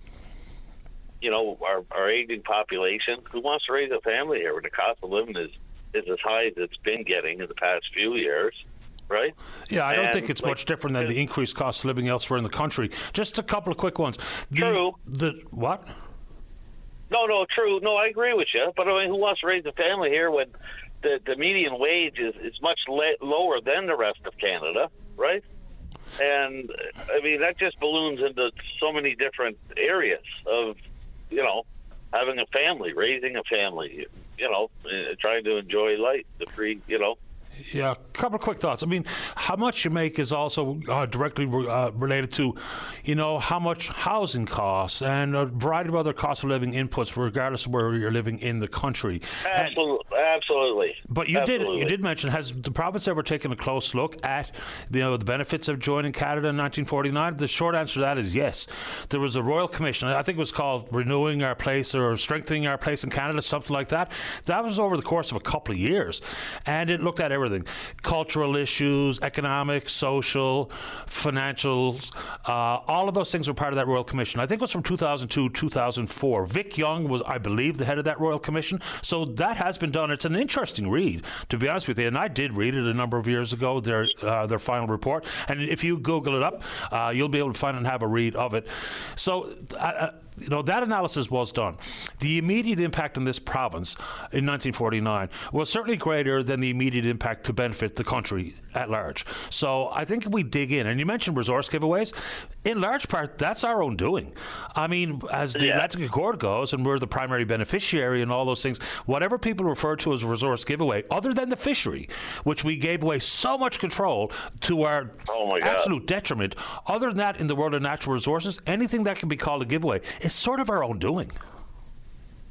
Well, no, and I agree with you, but it just seems you know, I'm just a regular working guy. You know, I take a lot of pride in everything I do, but the smoke and mirrors,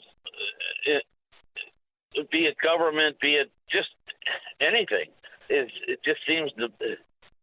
I don't know. It just seems to be magnified like huge. I mean, the liberal. Okay, it doesn't matter to the party, but I mean, the Liberals, in my opinion, have pretty much destroyed Canada, or what I used to think was Canada, right? But I'm a Newfoundlander first, and I always will be. But it just seems all across the board, you know, be it resources, the fishery, well, yeah, of course, naturally the fishery, and all the, you know, the mines in Labrador, never mind the Quebec, you know, obviously the power deal, but I don't know. See, I don't know. That's why I'm you know, I think this day and age, I think Newfoundland, I don't know, would we benefit to go back on our own? I mean, I'm sure this put a lot of thought in some people's minds throughout the Alberta well, who knows what's happening there too, but that's not going to happen. I don't know. Just, Alberta separation. No, exactly. It's an interesting issue to follow. I mean, they basically lean in on natural resources, primarily oil. Somewhere in the neighborhood of 25, 26, 27% of Alberta's GDP is related to fossil fuels. Nationally, it's less than 5%. Into the future, and because if separation doesn't mean for 5, 10, 15, 20 years, it means probably for good.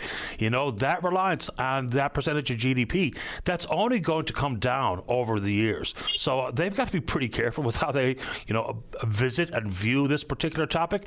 And in this province, I mean, at this particular moment in time, is it even a realistic conversation? Just think about it. We have the oldest population in the country. The death rate outpaces the birth rate year over year over year over year. Going it alone now sounds like a flight of fancy. It sounds like, setting ourselves up for complete disaster, as far as I can tell. Now, has our relationship with Canada been perfect? Absolutely not. Are we a forgotten province? Absolutely so. So, some of that comes with the number of seats we have in Parliament. And when you say the country for many people in Upper Canada ends in Cape Breton, true. People around here feel that and feel it a lot, sometimes worse than other times. But, going it alone now sounds like, man, oh man, 25% of the population's 65 years of age or older. The median age in this province is somewhere in the mid-40s. So, boy, I don't know.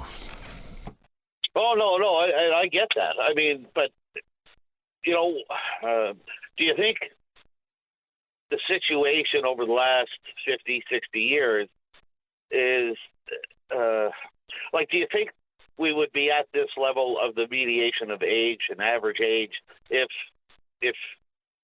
we got what we deserved as far as minerals and government, obviously governing the fisheries, the minerals, the resources? Because, I mean, Newfoundlanders are known throughout the world, and we're all over the world because we're looking for a better life, right?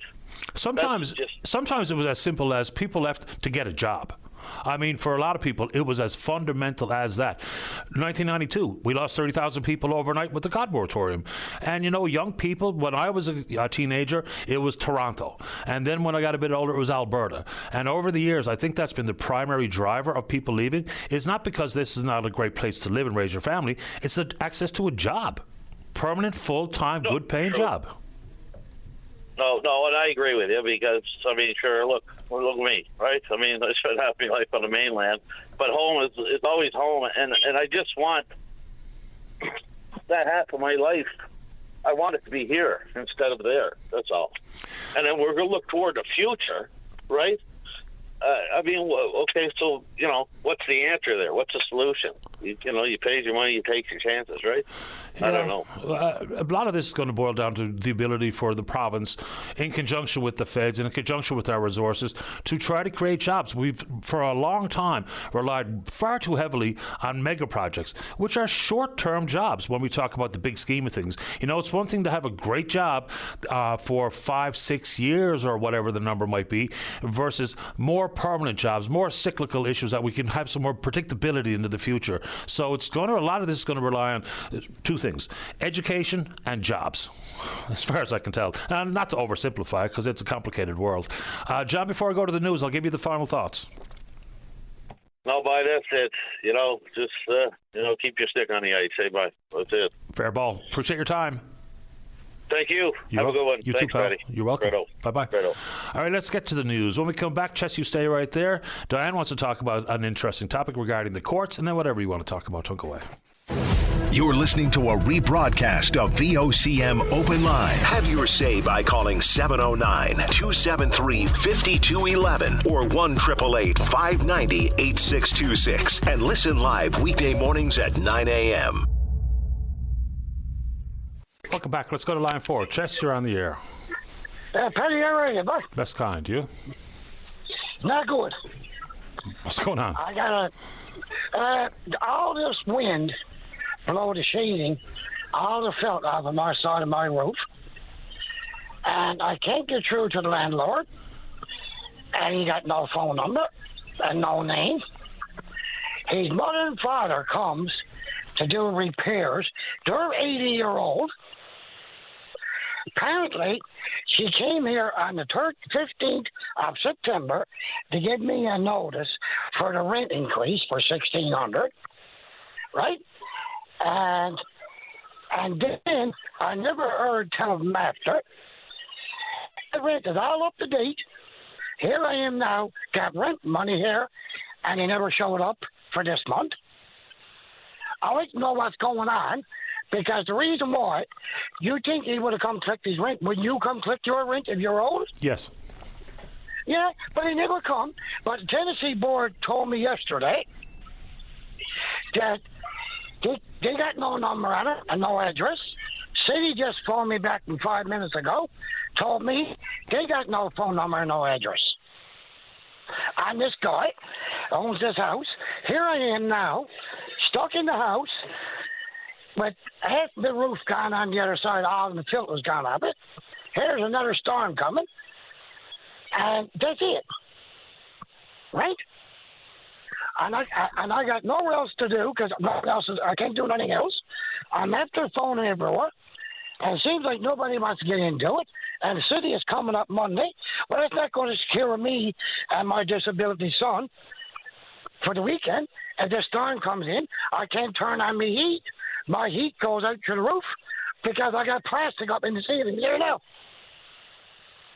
I don't understand why landlords would turn their back on damage to their own properties. If there's a storm coming and the felt is gone or the roof blew off, it's in the best interest of the landlord to protect their own property. Yeah. But that's what the other crowd said to me, the Tennessee board yesterday. And see, he got to give me 6 months' notice for this increase of rent, right? 6 months, and which is only about the 15th of September up till now. Is not 3 months yet, right?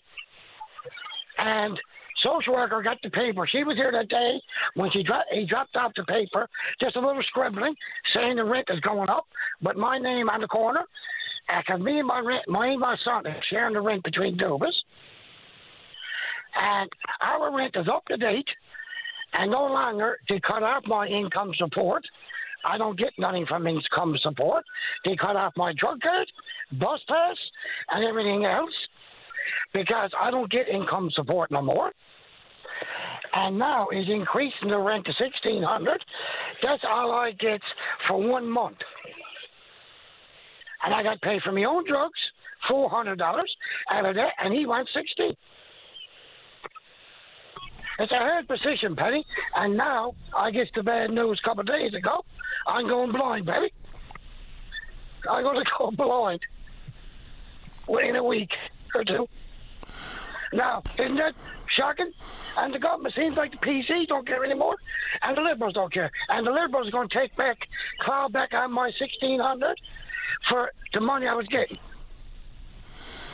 That's crazy, man. Sounds like difficult circumstances. I don't have a whole lot to say about your expenses necessarily, but insofar as the roof is concerned, if I own a property and there's any damage to the roof that's going to cause leaks, which is going to cause more damage to my own property, eventually costs me more money to repair, I'm going to fix it before it gets too bad.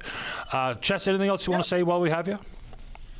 Well, I'll tell you, something's going to have to be done here now between today and tomorrow. Today, because that storm is coming, right? And it's not my responsibility if the roof blows right over. It's not my responsibility, right? So I wish I had somebody to help me try to figure out something with that roof, right? Yeah, me too. If you right, because my ceilings are down too, right? If I put you on 4 years hold now. on, Chess. If I put you on hold, you tell Dave who the landlord is, and we'll see if we can help track him down. I don't know. I don't even know the landlord. Well, we don't even know him. No, we don't even know him, who he is. Right? And the government, the social service pays the young fella's rent, and they can, as all it goes through his directly through his bank account. That's it. For him. And they don't have no information on it. And the city don't have no information on it. Right? Well, it's got to be registered with somebody. And now it might come back to a numbered company, but it's registered to somebody. There is no company. There is no company. Okay, Chess, I'm not sure what to say. Someone owns it. Because if you pay rent, you pay to somebody. Yeah. Yeah, the rent. Okay. Okay. Okay, thank you. Good luck, Jess. Bye-bye. Someone owns the property, so whoever usually comes to collect the rent, they're probably a good place to start. Let's go to line number 2. Diane, you're on the air. Hi, Patty. Hi. How are you today? Not too bad. How about you? Oh, still getting over the loss of the Blue Jays, but getting by. Yeah, I hear you. Man. I wanted to call today to talk a little bit. You mentioned at the top of the show about the Supreme Court of Canada is making the decision today on Section 33. Yeah, well, there's two of the so-called big ones now. One is the Canadian Food Inspection Agency call of the ostriches in BC, and then Saskatchewan's rule about changing pronouns in school. Which one did you want to focus on? Yeah, the pronouns bill. It's Bill 137 is the bill that Scott Moe has going before the Supreme Court today. Yep.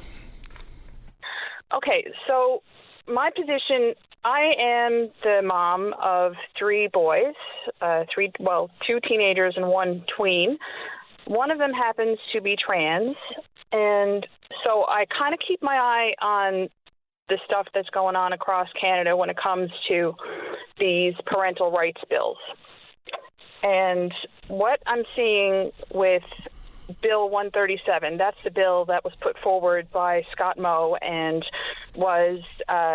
he used the notwithstanding clause in order to keep it going because it was deemed against human rights at the time. So that's up before the courts today. And it's going to have repercussions. So without even getting into how people feel about trans people and trans rights, what I want people to try to look at is it's opening once you break the seal on this kind of stuff, it's hard to put it back in once it's open. So it's like the floodgates can open once a decision is made and when provinces start using the notwithstanding clause. It's becoming pretty common. Alberta just used it to legislate the teachers back to work. Quebec use it when they talk about you can't wear religious symbols in public if you're working for the public. So, yes, and this challenge will be interesting. Like, for me, they're talking about this being, parents need to be involved in their children's life, their children's decisions. Okay, but that's exactly the issue here. It's not that the government should be telling parents what they could or could not be knowing about what their kids are doing. Wouldn't that be up to the parent to have an open line of communication with their own child, as opposed to the province tell us what we can and cannot do on stuff like as fundamental as changing your pronouns? Like, this seems like an awful lot of waste of time inside a court, but it has to happen, to your point, because if it's not deemed unconstitutional, which the Supreme Court or the Court of Appeals in Saskatchewan said they couldn't even hear the case because of the notwithstanding clause. So there's a reason I brought it up this morning, because I'm curious to see where this lands. Yeah, and that's what I just want to keep people mindful of, is that there's always more to these bills than meets the eye. Like, just for example, in Alberta with I think it was Bill C-26, that was the one that was put forward for parental rights and pronouns. And within that bill, if you look right on page 1, there is a clause, they wanted to change their healthcare from a healthcare board to a healthcare corporation. They're changing the language, and this has nothing to do with the trans person part of the bill. If you look at that as a Trojan horse, this is getting in the ability to change a healthcare board to a healthcare corporation. And that sounds it doesn't sound like a big deal, but when you look into the language and what that means, that's kind of a wedge in the door towards privatizing healthcare. So that's what I want people to be mindful of when they're looking at these parental rights bills. There's usually more in the bill that the province is trying to sneak in the door by introducing these bills. So dig deeper, and I'll be keeping a close eye on what Premier Tony Wakeham does here now. Luckily, in Newfoundland, I feel like we don't have the same pressures that some of the other provinces have, and we just don't have the interest in the social side of conservatism. I mean, I know there's some mouthpieces out there who like to get up and spout off about it. And but for the most part, there's no real taste for it in Newfoundland, and I'm hoping that holds true, and we don't start seeing talk of bills with parental rights and such, because it's much deeper than just, parental rights sounds lovely. I'm a parent, I have rights, I don't want to lose my rights. So to most parents, it kind of sounds like, well, this sounds good to me, I'm a parent and I want my rights. But when you look deeper at the kids that are being impacted, it's a small group of people, but very high risk for mental health concerns should they have to be outed based on these parental rights bills. Yeah, I've seen it in my own kids' friend groups. Yeah, it's punching down. I mean, we're talking about less than 1% of the population, but get so much attention because culture wars sell. They do. It's extremely unfortunate that so many people on different sides of whatever spectrum are willing to have, engage and put so copious amounts of energy into things like this when, man, oh man, isn't this about the relationship? It really is. Isn't this just about a relationship between the parent and the child, and you can just remain there as opposed to in the Supreme Court? Anyway, I get exactly where you're coming from, and I will be quite curious to see what the ruling is today. Right. So that's it. I just wanted to bring that up, so thanks very much for your time. I'm glad you did, Diane. Thanks for calling. Okay, great. Bye, Patty. Bye-bye.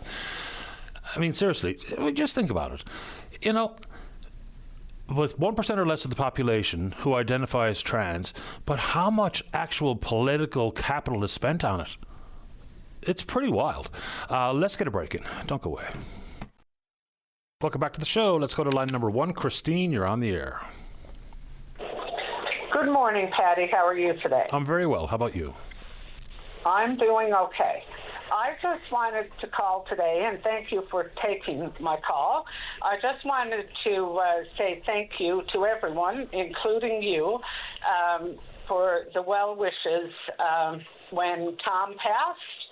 And you, I'm sure, have interacted with Tom O'Brien, who is my husband, and we had a great outpouring of support and love during his illness as well as when he passed. And I just wanted to say thank you, to the town of Stephenville and all of its employees, and to the community at large from near and far.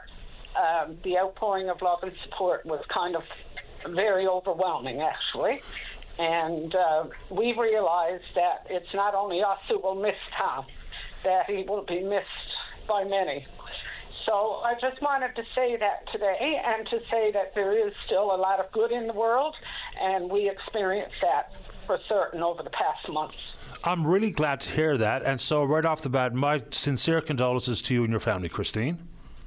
Thank you very much. And I would have dealt with Tom several times, whether it be in council or whether it be as the mayor. And, one thing that I did mention when the sad story was told to me of his passing is that Tom was out in front of this airport issue. I remember back to when, Stephenville was still an operational airport, but he was looking into the future about problems that are right around the corner, and he was right. Yes, for the most part, he tried to stay as quiet as possible and let the current council do what, they felt they needed to do. But Tom had great insight. Tom was one of the wisest persons that I've ever known. And, he didn't carry a degree or anything like that, but he was very wise. He was always very informed.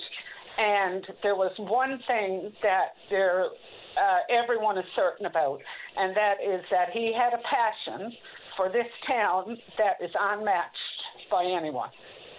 And he always wanted the best for the town and the residents of the town and the outlying areas. And he lived and died that way. That was his passion. Christine, how long were you married? We were married 46 years on Sunday, October the 12th, and he passed on Wednesday, the 15th, his 68th birthday. I don't want to keep you too long, but I would like to ask for you to recall and tell us about the day you met Tom. That's kind of a humorous one. I was actually working at the Goose restaurant in Gander. At the time, I lived in Gamble, and I got a summer job there. And in August, my parents moved the family to Gander. But I first met him in July of 1976, and I was a waitress at the Goose restaurant. And the gentleman who owned the Goose at the time, Robert Bartlett, when he did the interview, he wanted me to go to work right away, and he gave me a uniform, and it was down below my knees. And back in 1976, we didn't wear clothes below the knees. So Tom made quite a lot of fun at me that day. That's fantastic. Great memory. Terrific stuff. Christine, anything else you'd like to share about your time with Tom, or any reflections on how the community rallied around you and your family before we say goodbye? Yeah, no, I just wanted to say that it was really heartwarming, and it carried myself and my girls through a very difficult time to have all the support we did. Unfortunately, last week, somebody saw fit, I'm not sure if you were aware, but Tom, since we were married actually, in 79, he started an outdoor village. And his first piece was the Nativity Manger with the plastic figurines. And unfortunately, someone broke into the manger last week and stole all the nativity figurines. So, but we have had a great show of support again in this. And while we are upset over the senseless act of someone, we will persevere, because our daughter Natasha promised her dad that she would keep that tradition alive. And this Christmas, the village will go up on our front lawn, as it has for the 37 years that we've lived at McNeil Crescent. And somehow, some way, we will find another nativity set to go in that manger. And so I hope... If anyone out there has any information about this, it's all over Facebook. My daughter has posted a picture of it. I have shared it. And if anyone knows about this, because we don't feel that it was someone took it to sell it. They left all the cords that belong to it in the manger. And we're not sure what it's about, actually. But if anyone has any information about it, they can either contact the local RCMP or contact myself or Natasha. And I hope it gets returned, Christine. I really appreciate your time this morning. Once again, my condolences, but thank you. Okay, thank you very much. You have a great day. You too. Bye-bye. Bye-bye. Let's see. Okay, it's time for the news. When we get back, Gary's there to talk about floor crossing. Don't go away. The Tim Powers Show. Join the conversation weekday afternoons at 4 p.m. on your VOCM. Welcome back. Let's go. Line number 3. Gary, you're on the air. Good morning, Patty. Great show again today, especially my condolences to the lady that just called in to her regarding her husband and everything. So I want to express my condolences to her and her family, and I pray to God that she gets her nativity scene back. That would be wonderful for her. So anyhow, the person that crossed the House of Commons yesterday was a conservative. He crossed over to the Liberals, right? And you know, this has happened many times in the history of Canada. They walk back. I don't know if we go right back to the first day of Parliament. I bet they crossed the floor 100 times a day, probably. It's happened around 300 times in Canada's Westminster parliamentary system history. Less frequently since the 70s, but this is nothing new. Yeah, so So the only thing I could suggest, if people wanted to, we need to have it changed, but the only ones that could change it are the members of Parliament. So all the 300-something people in the member of the House of Commons, they have to make a choice. Maybe we need to change the rules here, because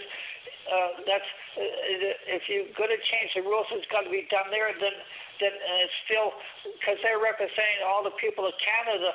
Like, I feel sorry for the people in that riding. That person, he rode on the coattails of the Conservative Party to get into the House of Commons and across the floor. It's sort of like there's a bit, the people in that riding, some of them, they were on the news. Some feel happy with them, some feel betrayed, and so you get all the different aspects of what's going on. So if it's going to change, maybe my thing is, if somebody wants to change across the floor, maybe they need to go to something real simple, so that the person that's thinking of maybe crossing the floor, maybe he might think a little twice about it. If you're going to cross the floor, then you have to go to immediate by-election in that riding, so that people can vote in who they actually want in that riding then. What do you think? Yeah, I mean, that would require a rule change, and I suppose that could be a thing. If we look at some case studies over the years with some prominent floor crossings, in this case, it's not that Chris d'Entremont is a very prominent member of Parliament, it's just a number at this moment in time, given that such a slim number of votes required for the Liberals to be in a majority position. So I think that's why it's getting as much attention as it is. But if we look at some of the real, I think, the big stories of floor crossers over the years, even when they ran again under a new party banner, they won. Leona Alslev, she crossed the floor to join the Conservative Party of Canada, which at the time they really applauded, and at this moment in time they think Mr. d'Entremont is a traitor. So she won when she ran under a different banner. Belinda Stronach, when she crossed, she won. So I don't know what the likelihood of Chris d'Entremont facing the voters again would result in a different outcome. I really don't know. But if that's going to have to be a rule, then that's up to Parliament to actually change the rules. But, I mean, does it also feel somewhat heavy-handed that an individual member of Parliament, who in essence simply works for the constituents, works for the government of Canada, works for the tax-paying public, should be able to decide for themselves which party they'd like to represent, whether it be a falling out with their leader, whether or not they like the path the party's on, whatever the case may be. But if people think it should be ruled, then parliamentarians are going to have to change it, I suppose. Yeah, because I'm glad you and I we're just hashing at ideas and that, but maybe for people to think, that next time when somebody comes to your door, maybe you got to ask the person that we're talking to, what do you think of that what went on there, because that's part of our government,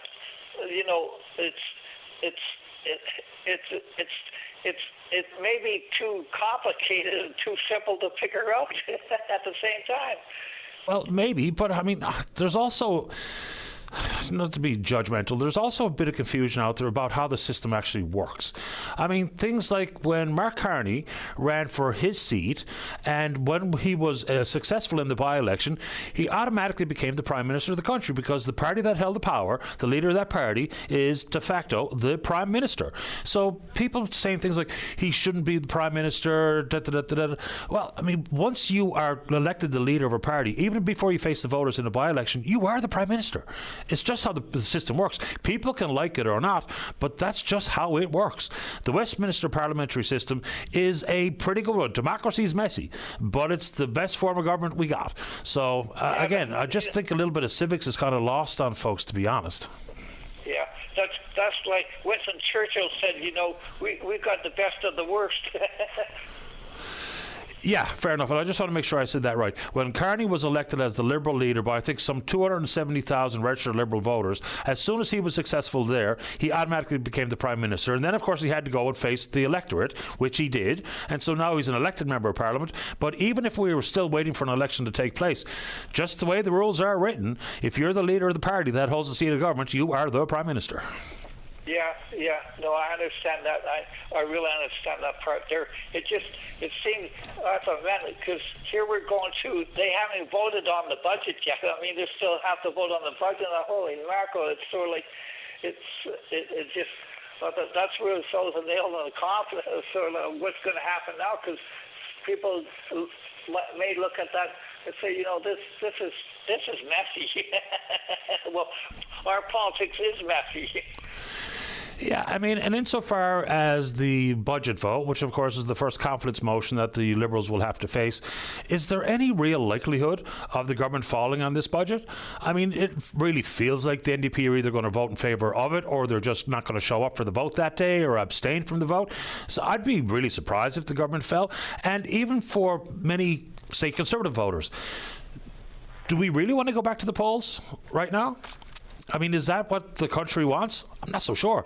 Another $650 million, and who knows how different the outcome might be. I mean, the likelihood of any side winning a majority is less than I thought it probably would be leading into this election. So I don't really know I can only speak for myself, but the likelihood of the government falling on this seemed remote to me. Yeah. So, Patty, say hi to Eugene from Oregon too for us. I really enjoyed your talk with him the other day about the Blue Jays. I mean, that made me feel better because I was a Blue Jays fan too. And Eugene, he put it right in perspective for me. Made me feel better because what a way to lose. But you know what? I'm hoping for a rematch next year. Yeah, well, I mean, I'm encouraged. I enjoyed the season. Someone has to win, someone has to lose. The Jays lost. I felt bad for a while, but hey, it was a fun season and a really fun World Series. Yeah, because there's only one team in all the major leagues. I mean, how many teams are there? The only one who's going to win the championship. That's it. Maybe next year the Toronto Blue Jays may win it next year. So fingers crossed. Yeah, so I'm going to keep hoping for that. So anyhow, love your show. You keep up the good work. Bye now. Thanks a lot, Gary. See ya. Yeah, I love a bit of Jays banter. Every now and then, like even people I don't know, if they listen to the show and they've heard me talk about the Jays, I get people coming up to me in the grocery store saying, sorry about the Jays. I'm like, I'm all right. I love sports and I love being a fan and investing time as a fan into different teams, but I don't live and die with it, I'm excited when they win, less than when they lose, but hey, got to get up and go back to work, right? Let's take our final break of the morning. Don't go away. Welcome back. Let's go to line number 1. Charlie, you're on the air. Good morning, Patty. Good morning to you. You were talking about seals earlier. I watched a Land and Sea, I don't know how long ago it was on, I had it taped, and they were doing a flyover, I guess it was an helicopter, it had to be, and they were going, looked like miles and miles and miles, and all you could see, they were like flies on a piece of meat.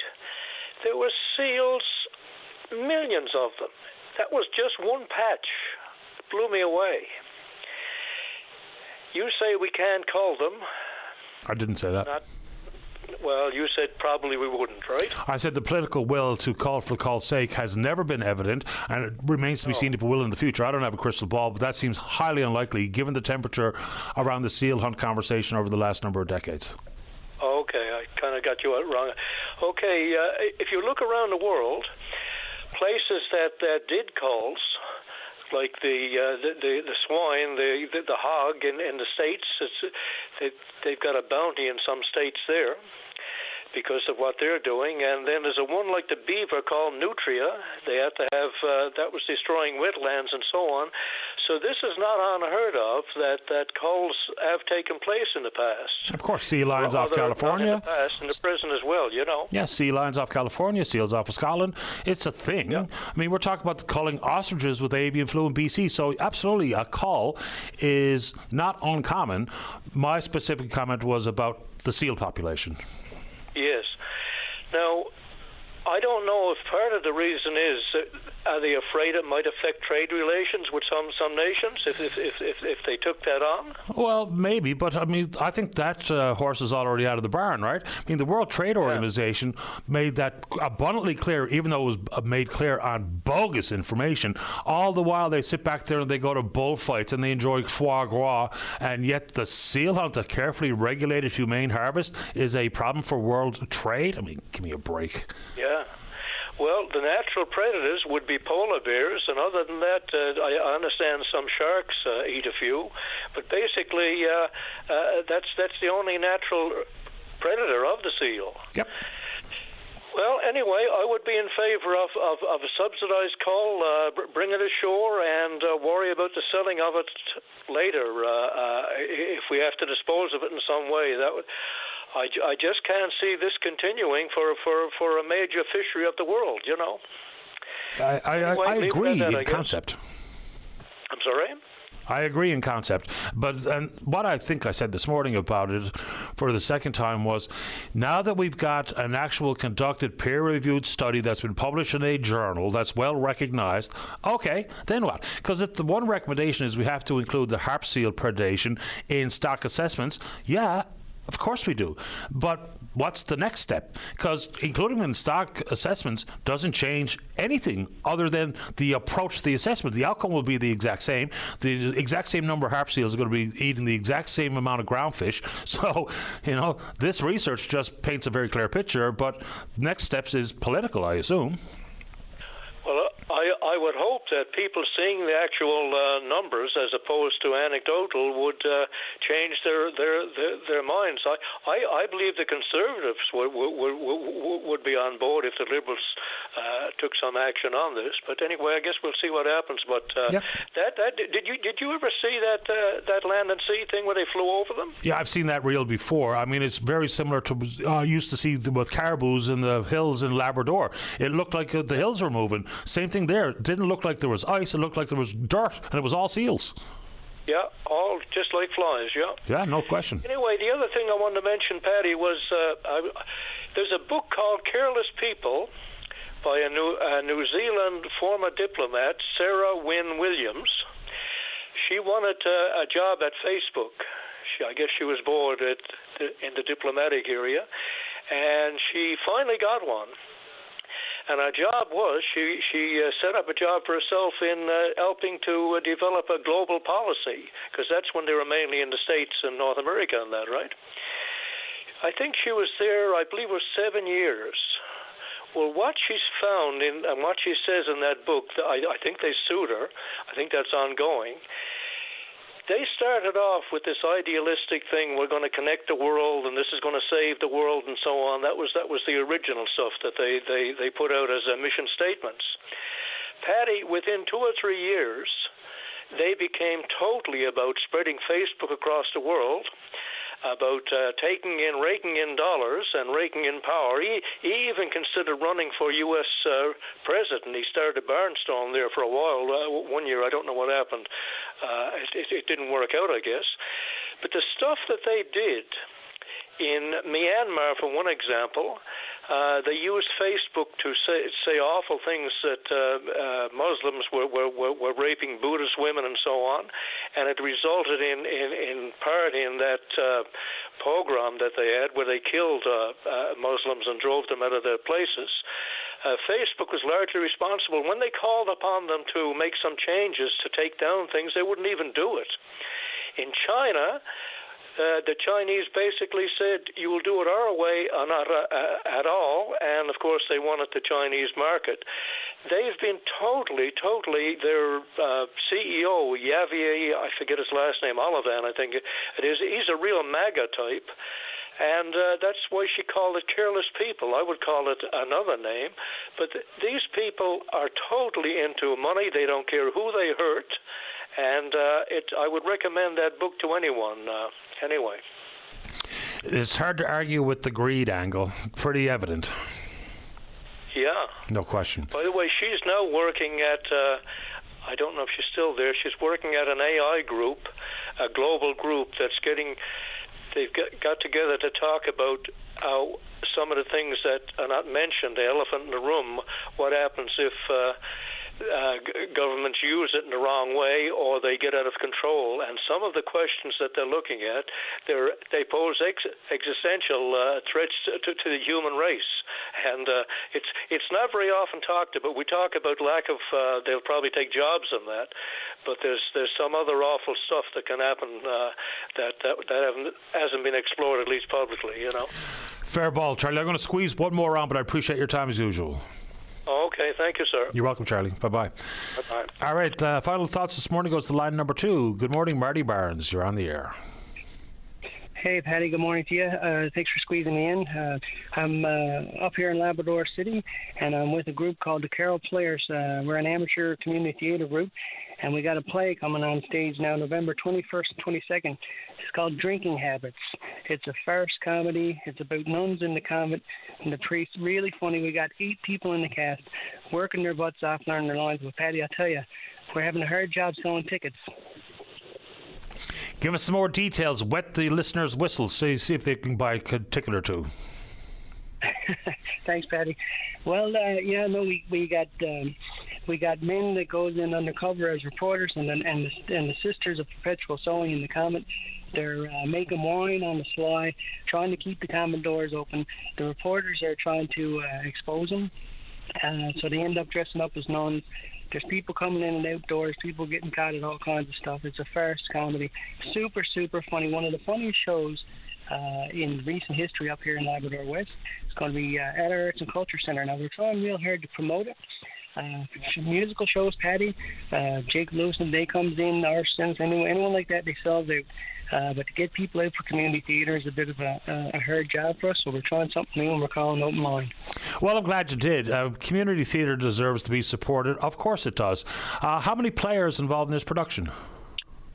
Well, we got 8 members of the cast on stage, and then backstage we got at least another 8 people doing behind-the-scenes work, props, set building, stage managing.